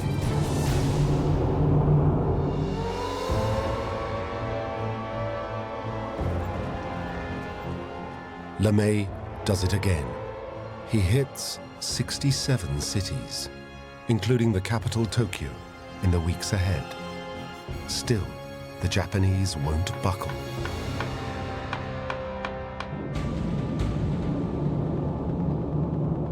Worse, they are beginning to hit back.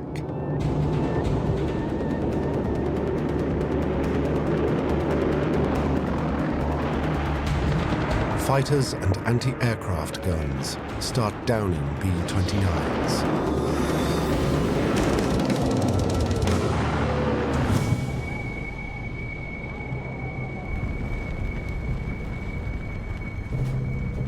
LeMay's aircrews are suffering mounting losses, with nearly 3,000 airmen killed.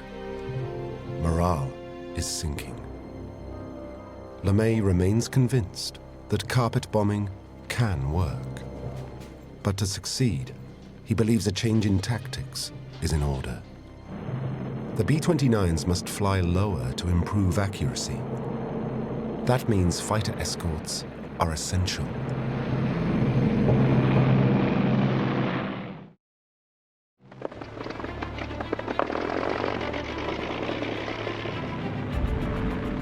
To achieve that, the fighters need bases closer to mainland Japan, on enemy-held territory.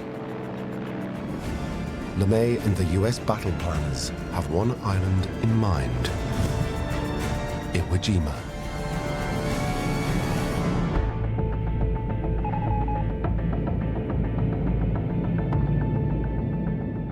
Iwo Jima is the most outlying of Japan's home islands, just a tiny lump of volcanic rock, barely 5 miles long. Located 660 miles from Japan's main population centers, Iwo Jima has 2 airstrips that are ideal for fighters like the P-51 Mustang. Controlling it would mean Curtis LeMay's B-29s could fly with a fighter escort all the way to their targets and back.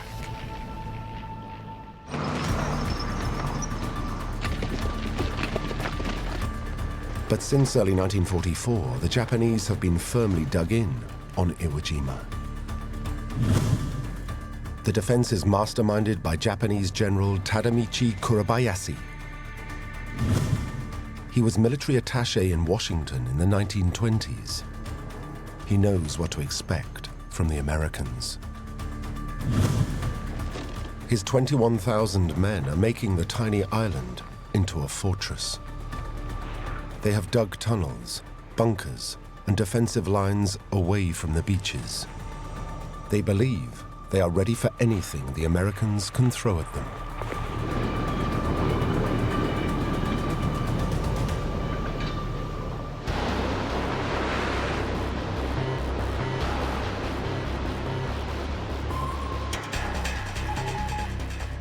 In February 1945, the largest fleet so far assembled in the Pacific arrives in the waters off Iwo Jima. It boasts over 400 ships. Aboard the troop carriers, 60,000 Marines of the 3rd, 4th, and 5th Divisions are awaiting the green light. In charge of the landings is Marine Corps General and Commander of 5th Amphibious Group, Harry Schmidt, known to his men as the Dutchman.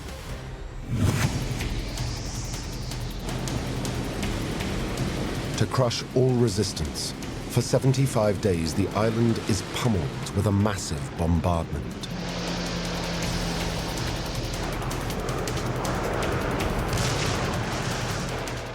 Wave after wave of carrier-borne aircraft and medium bombers hit the Japanese positions.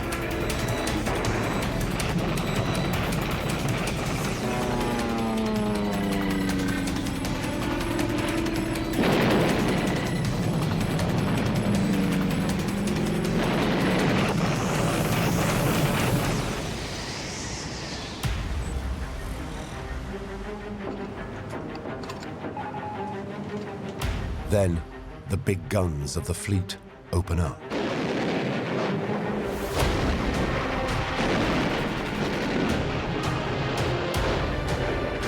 This is the climax of one of the most prolonged and concerted bombardments of the war.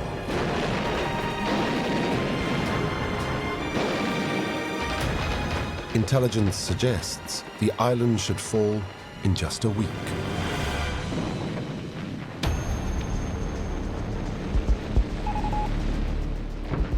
The first wave of landing craft set off.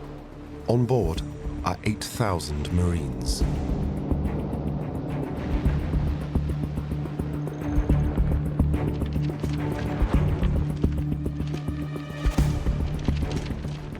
As the Marines hit the beach, there's nothing, no reply from the Japanese.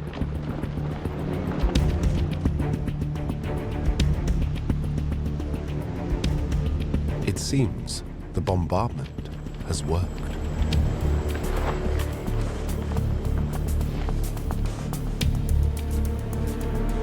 Then,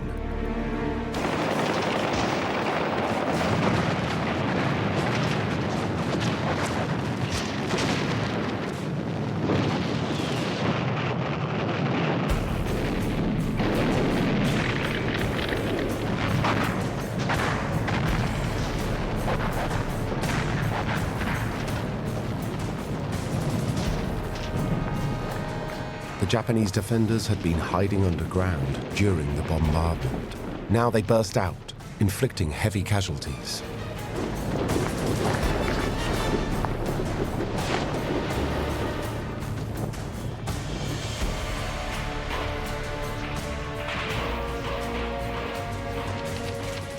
Over 500 Marines die on the beaches.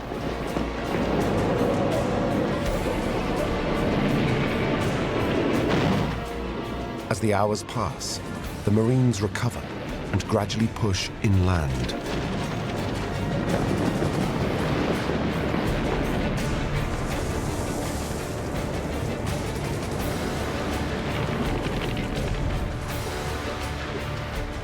By the end of the day, 30,000 Marines are ashore.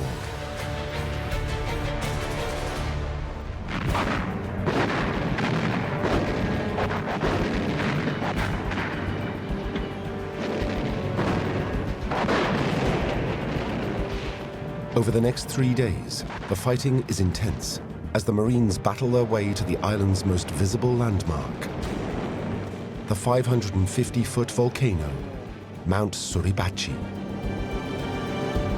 The volcano dominates the island. From there, the Japanese can fire on any targets below, including the all-important airfields. It's just a quarter of a mile from the beaches, but the Marines must fight their way up the steep mountainsides.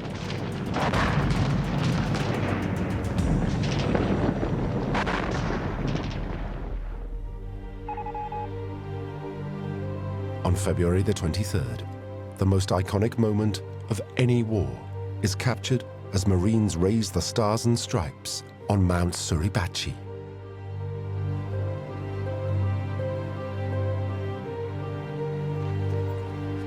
A different group of men are the first to raise a flag. But it is restaged later for the benefit of a photographer, Joe Rosenthal. He creates the image that will come to immortalize the Pacific War.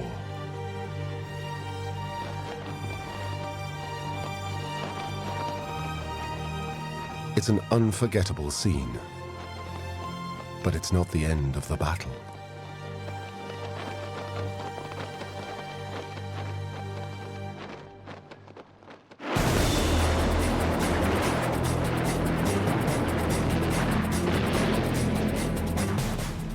Combat continues for another 21 days because the Japanese refuse to surrender.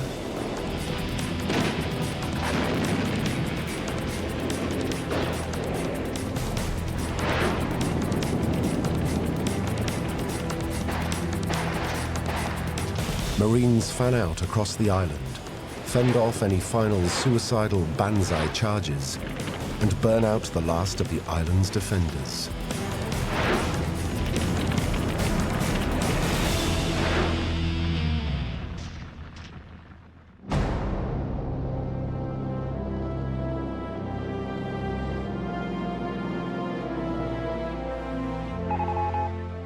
36 days after it all began, Iwo Jima is secure.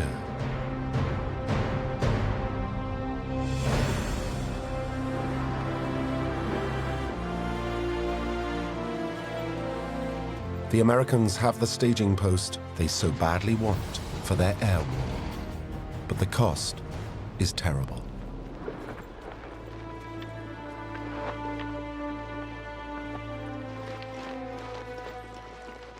(6,821) Marines are killed, 18,000 wounded, capturing a tiny island just 5 miles long.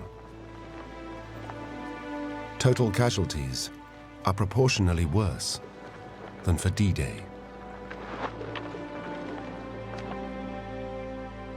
27 Medals of Honor are won. Iwo Jima accounts for 28% of all the Marine Corps awards granted in the whole of the Pacific Campaign.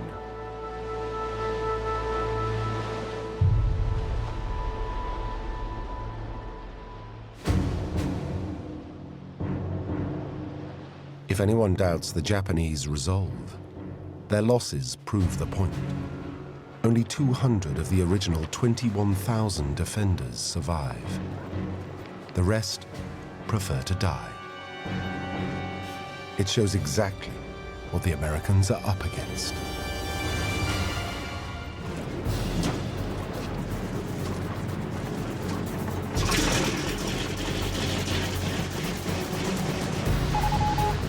The air war now enters a new terrifying phase. 18 days after the first landings on Iwo Jima, Curtis LeMay switches to an all-out aerial firebombing campaign. In one of the most destructive night raids in all history, Operation Meeting House, over 300 B-29s hit Tokyo. They lay waste to 16 square miles of the city.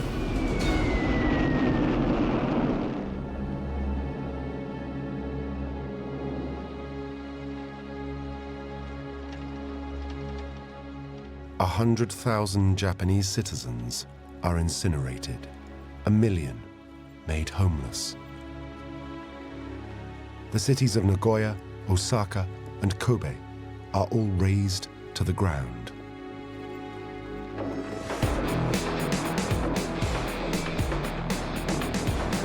Every month, LeMay receives another 100 B-29s from Boeing's factories to join the campaign.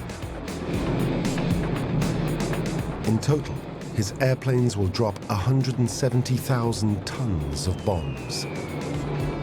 Up to 500 bombers take part in each raid.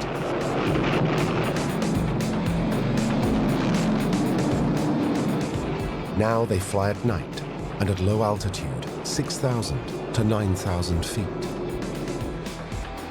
LeMay orders that guns and unnecessary equipment be stripped from the B-29s so they can carry yet more ordnance. And it doesn't end there.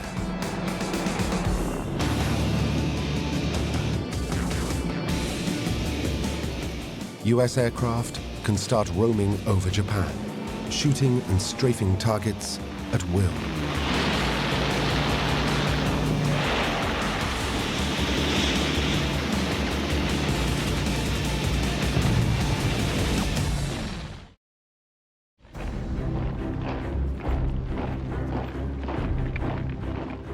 Despite all this, the Japanese people show no signs of buckling. The inescapable truth is that LeMay's bombing is not working. A ground invasion and the horrific number of casualties that will come with it is looking unavoidable.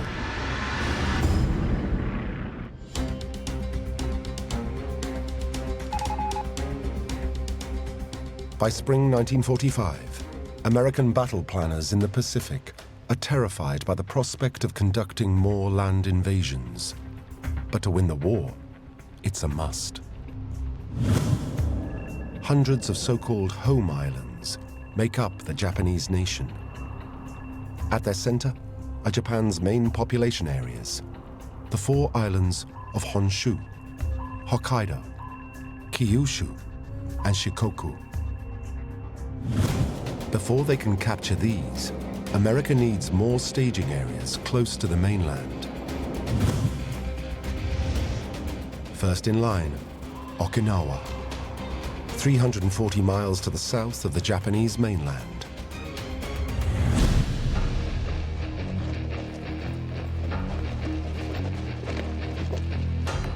On Okinawa, 100,000 men are waiting for the American ground troops.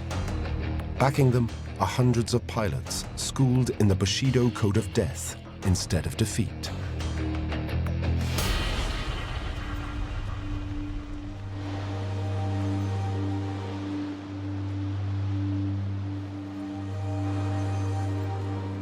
The US assembles a huge task force. However, before American boots set foot on the island, the Japanese strike first.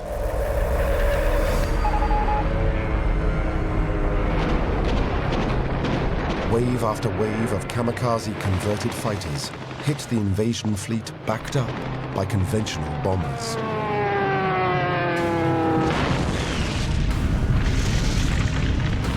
Several carriers are hit, others seriously damaged. Losses are even worse among the destroyers manning the outer defense lines.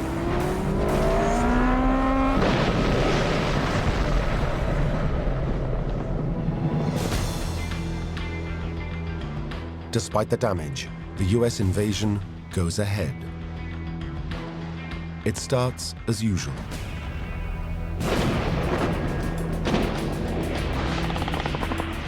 First, the heavy bombardment.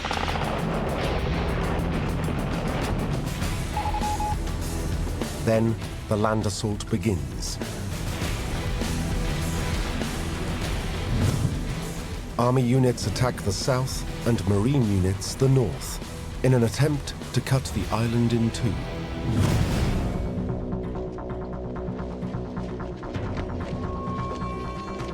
Again, the landing is strangely quiet.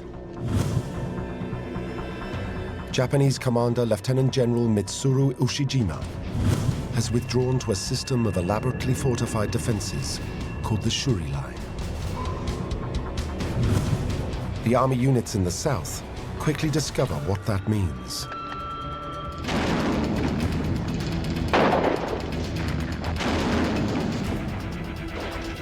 Grunts have to inch forward through the Shuri Line.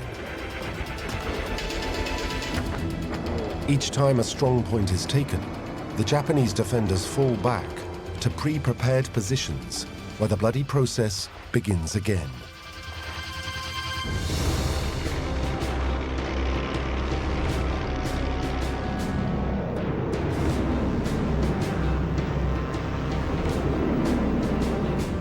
The task force anchored at sea isn't spared. The suicide campaign continues. On the 7th of April, 700 kamikaze set off on a one-way mission. They hit the ships anchored off Okinawa.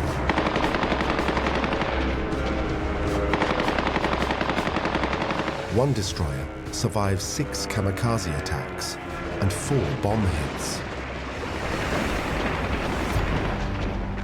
4 other ships aren't so lucky and are sunk.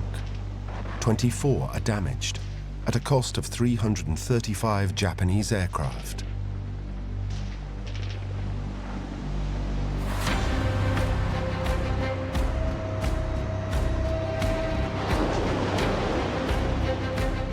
The Japanese High Command is even prepared to sacrifice the pride of its fleet on a desperate last-ditch mission. The Yamato is the world's biggest and most powerful battleship at 72,000 tons. It is sent on a final sortie to devastate the US fleet at Okinawa.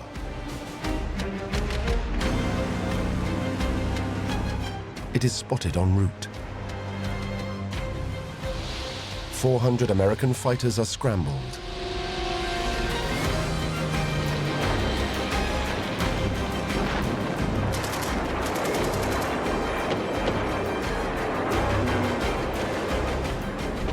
Yamato is blown to bits.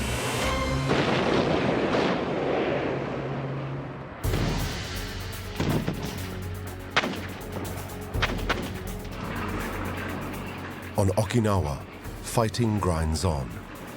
Marines and GIs become locked in deadly hand-to-hand battles.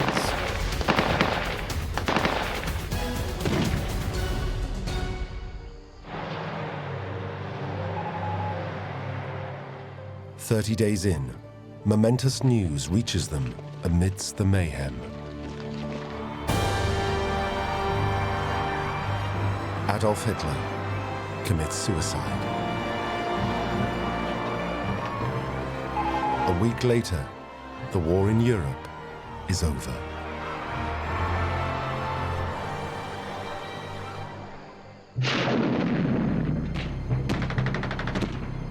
But while the rest of the world rejoices, for the Leathernecks and GIs fighting on Okinawa, it means little. Some unit commanders can only give their men a 5-minute break before grimly ordering them on.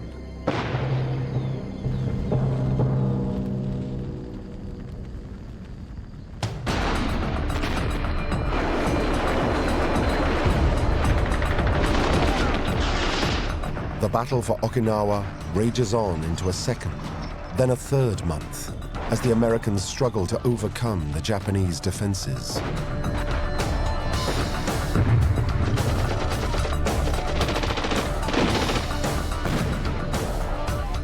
Every cave conceals an ambush.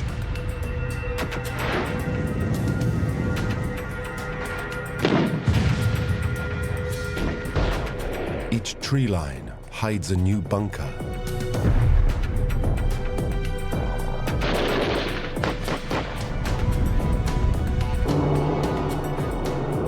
American forces throw everything at the Japanese.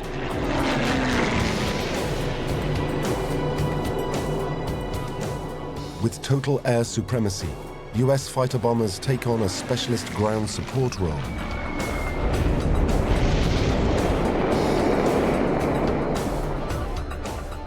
Troops work side by side with forward air controllers. Together, they identify targets and call in fighters.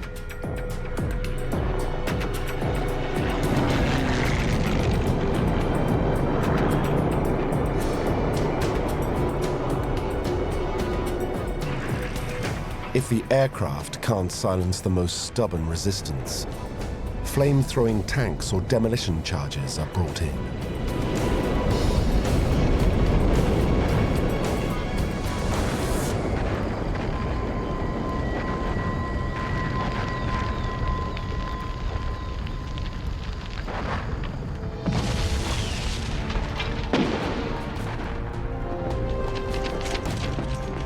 Even so, it's only when the main city of Shuri is captured and the Marines launch a new offensive that the island finally falls. It has taken 82 days.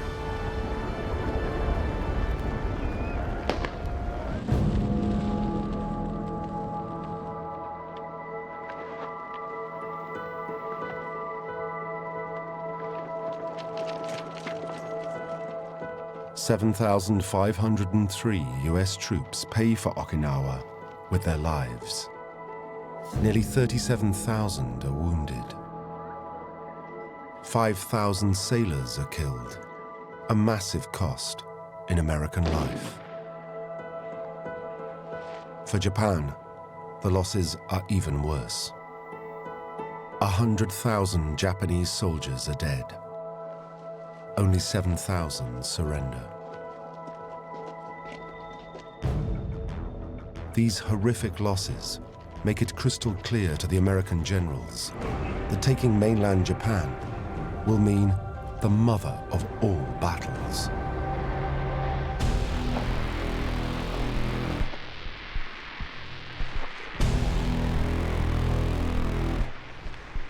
Meanwhile, Japan is preparing for the final fight to the death. Hundreds of new kamikaze pilots are awaiting their chance to die for the Emperor. 375,000 soldiers are gathered to repel the Americans. Militias and suicide volunteers are ready and waiting. In the air, a reserve of 5,000 aircraft has been held back. Their best tanks have been preserved for the final battle. Even after they've been hit by hundreds of thousands of tons of bombs, Japan's military leadership refuses to contemplate surrender.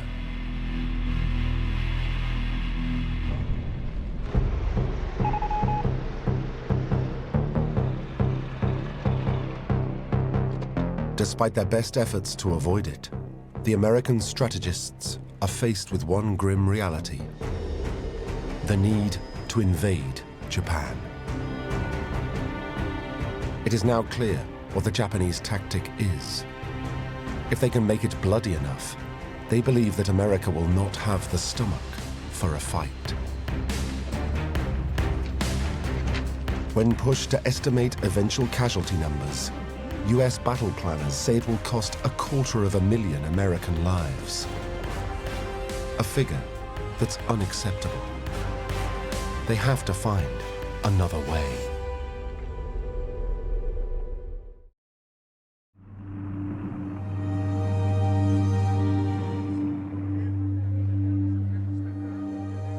There is one other solution, and it offers US President Harry S. Truman an alternative to a ground invasion. At the Emperor's Palace in Potsdam, to pose for the international press, come United States President Harry S. Truman, Russia's Generalissimo Joseph Stalin, and Winston Churchill as Britain's Prime Minister. President Truman is in Europe. At the Potsdam Conference, the Allied leaders meet. News filters through to him of a development in a top-secret weapons program.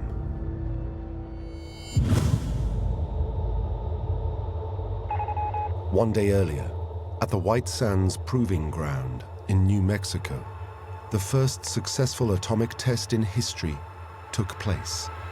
It is called Trinity.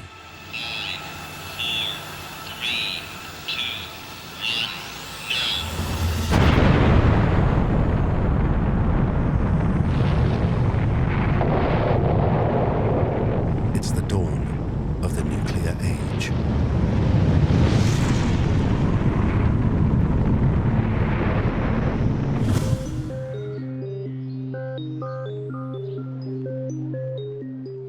The Manhattan Project is a 3-year-old program to devise a weapon so grotesquely powerful, it might just force the Japanese to cave in.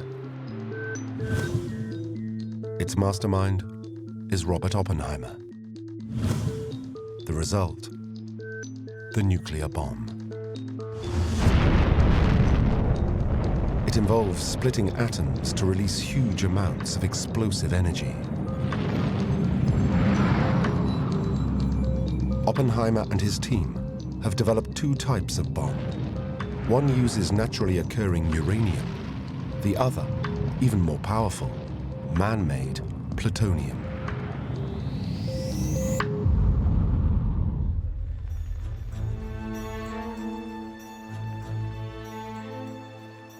President Truman hints to Soviet leader Joseph Stalin that a powerful new weapon is ready. Stalin appears strangely unsurprised. Truman is puzzled by his reaction, but later learns Russian spies penetrated the Trinity project. From Potsdam, an ultimatum is issued to the Japanese: surrender or face destruction.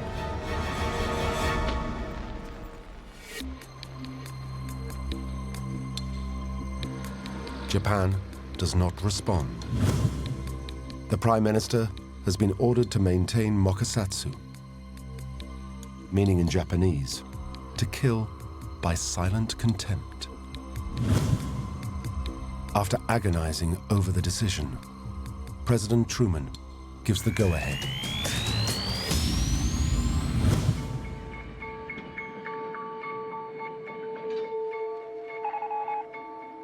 A few days later, the crew of a B-29 named Enola Gay, after the Captain Paul Tippett's mother, takes off from their airbase in Tinian in the northern Mariana Islands.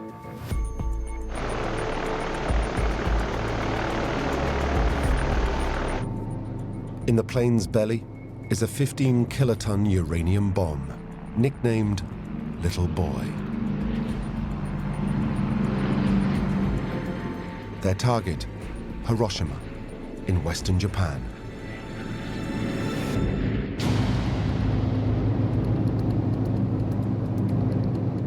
It takes the Enola Gay and its deadly cargo 6 hours to fly to Hiroshima, 500 miles from the capital, Tokyo.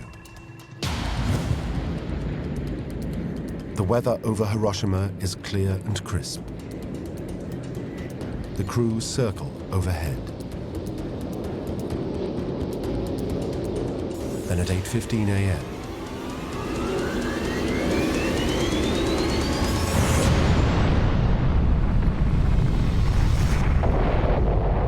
an explosion with the power of nearly 15,000 tons of TNT is detonated over the city. For the victims, death comes in stages. First, the Earth under Ground Zero is heated to 5,000 degrees. Then comes the shockwave. Next, a deadly firestorm sucks oxygen out from the atmosphere, killing more people.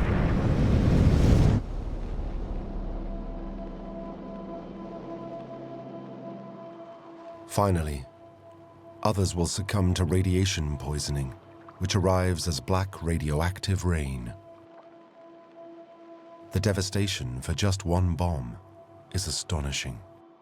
Some 70,000 people are killed.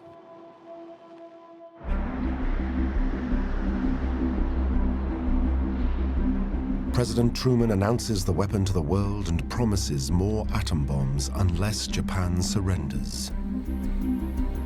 If they do not now accept our terms, they may expect a rain of ruin from the air, the like of which has never been seen on this earth. The Japanese ignore him. Again, they choose to not even respond to his ultimatum.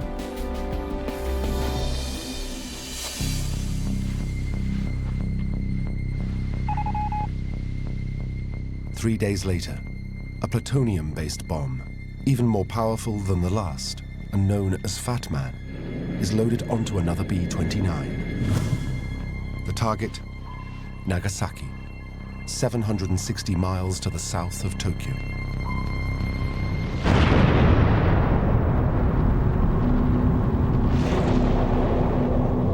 The blast at Nagasaki is just as lethal.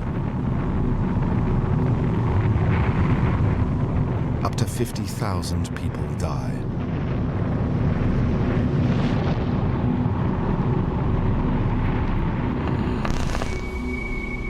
Still, there is no response from the Japanese leadership.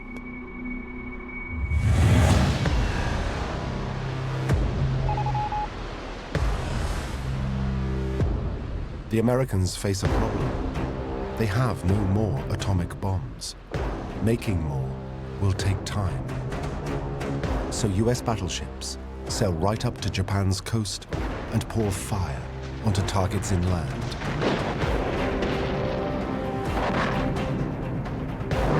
Marauding fighters continue to shoot up anything and everything they can find.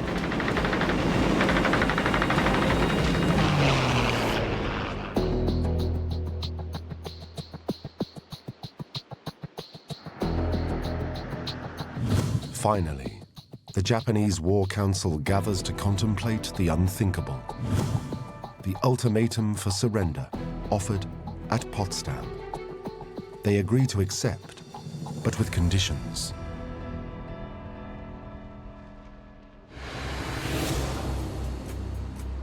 Japan's offer is immediately rejected. Truman is very clear. Only unconditional surrender will do.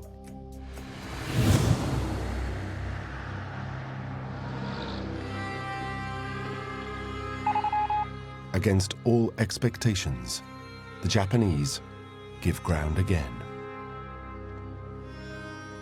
Only one overriding condition remains. Their emperor must be allowed to stay in power.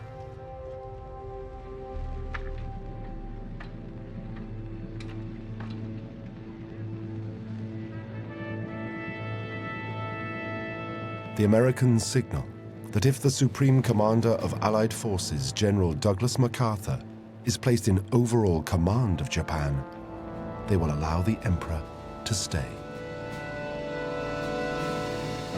The two sides finally agree terms of surrender in early August.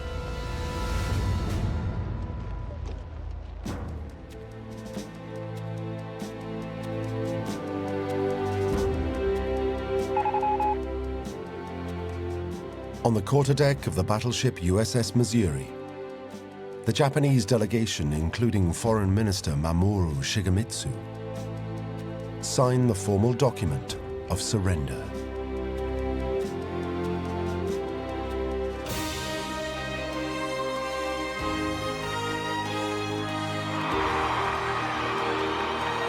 Finally, it's over. Peace has arrived.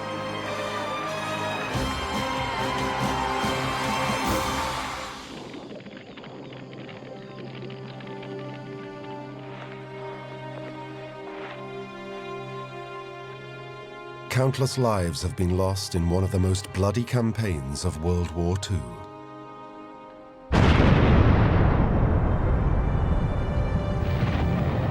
It's seen the arrival of new and frightening weapons and tactics, including the ultimate game changer in the atom bomb. In the end, it is a catastrophe for the Japanese. The cost for them is 2 million lives, of which 1.74 million are military.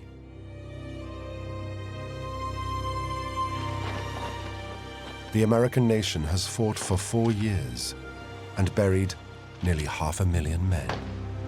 In the Pacific, 55,145 men were lost from the Army, 29,263 from the Navy, and 19,163 Marines.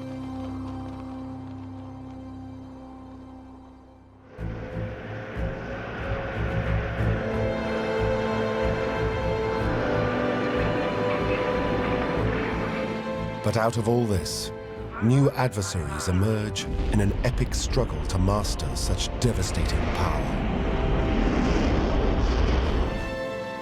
While the Japanese nation must rebuild its shattered and scarred country and learn to come to terms with a calamitous war that began in the waters of Hawaii and ended in rubble and ash.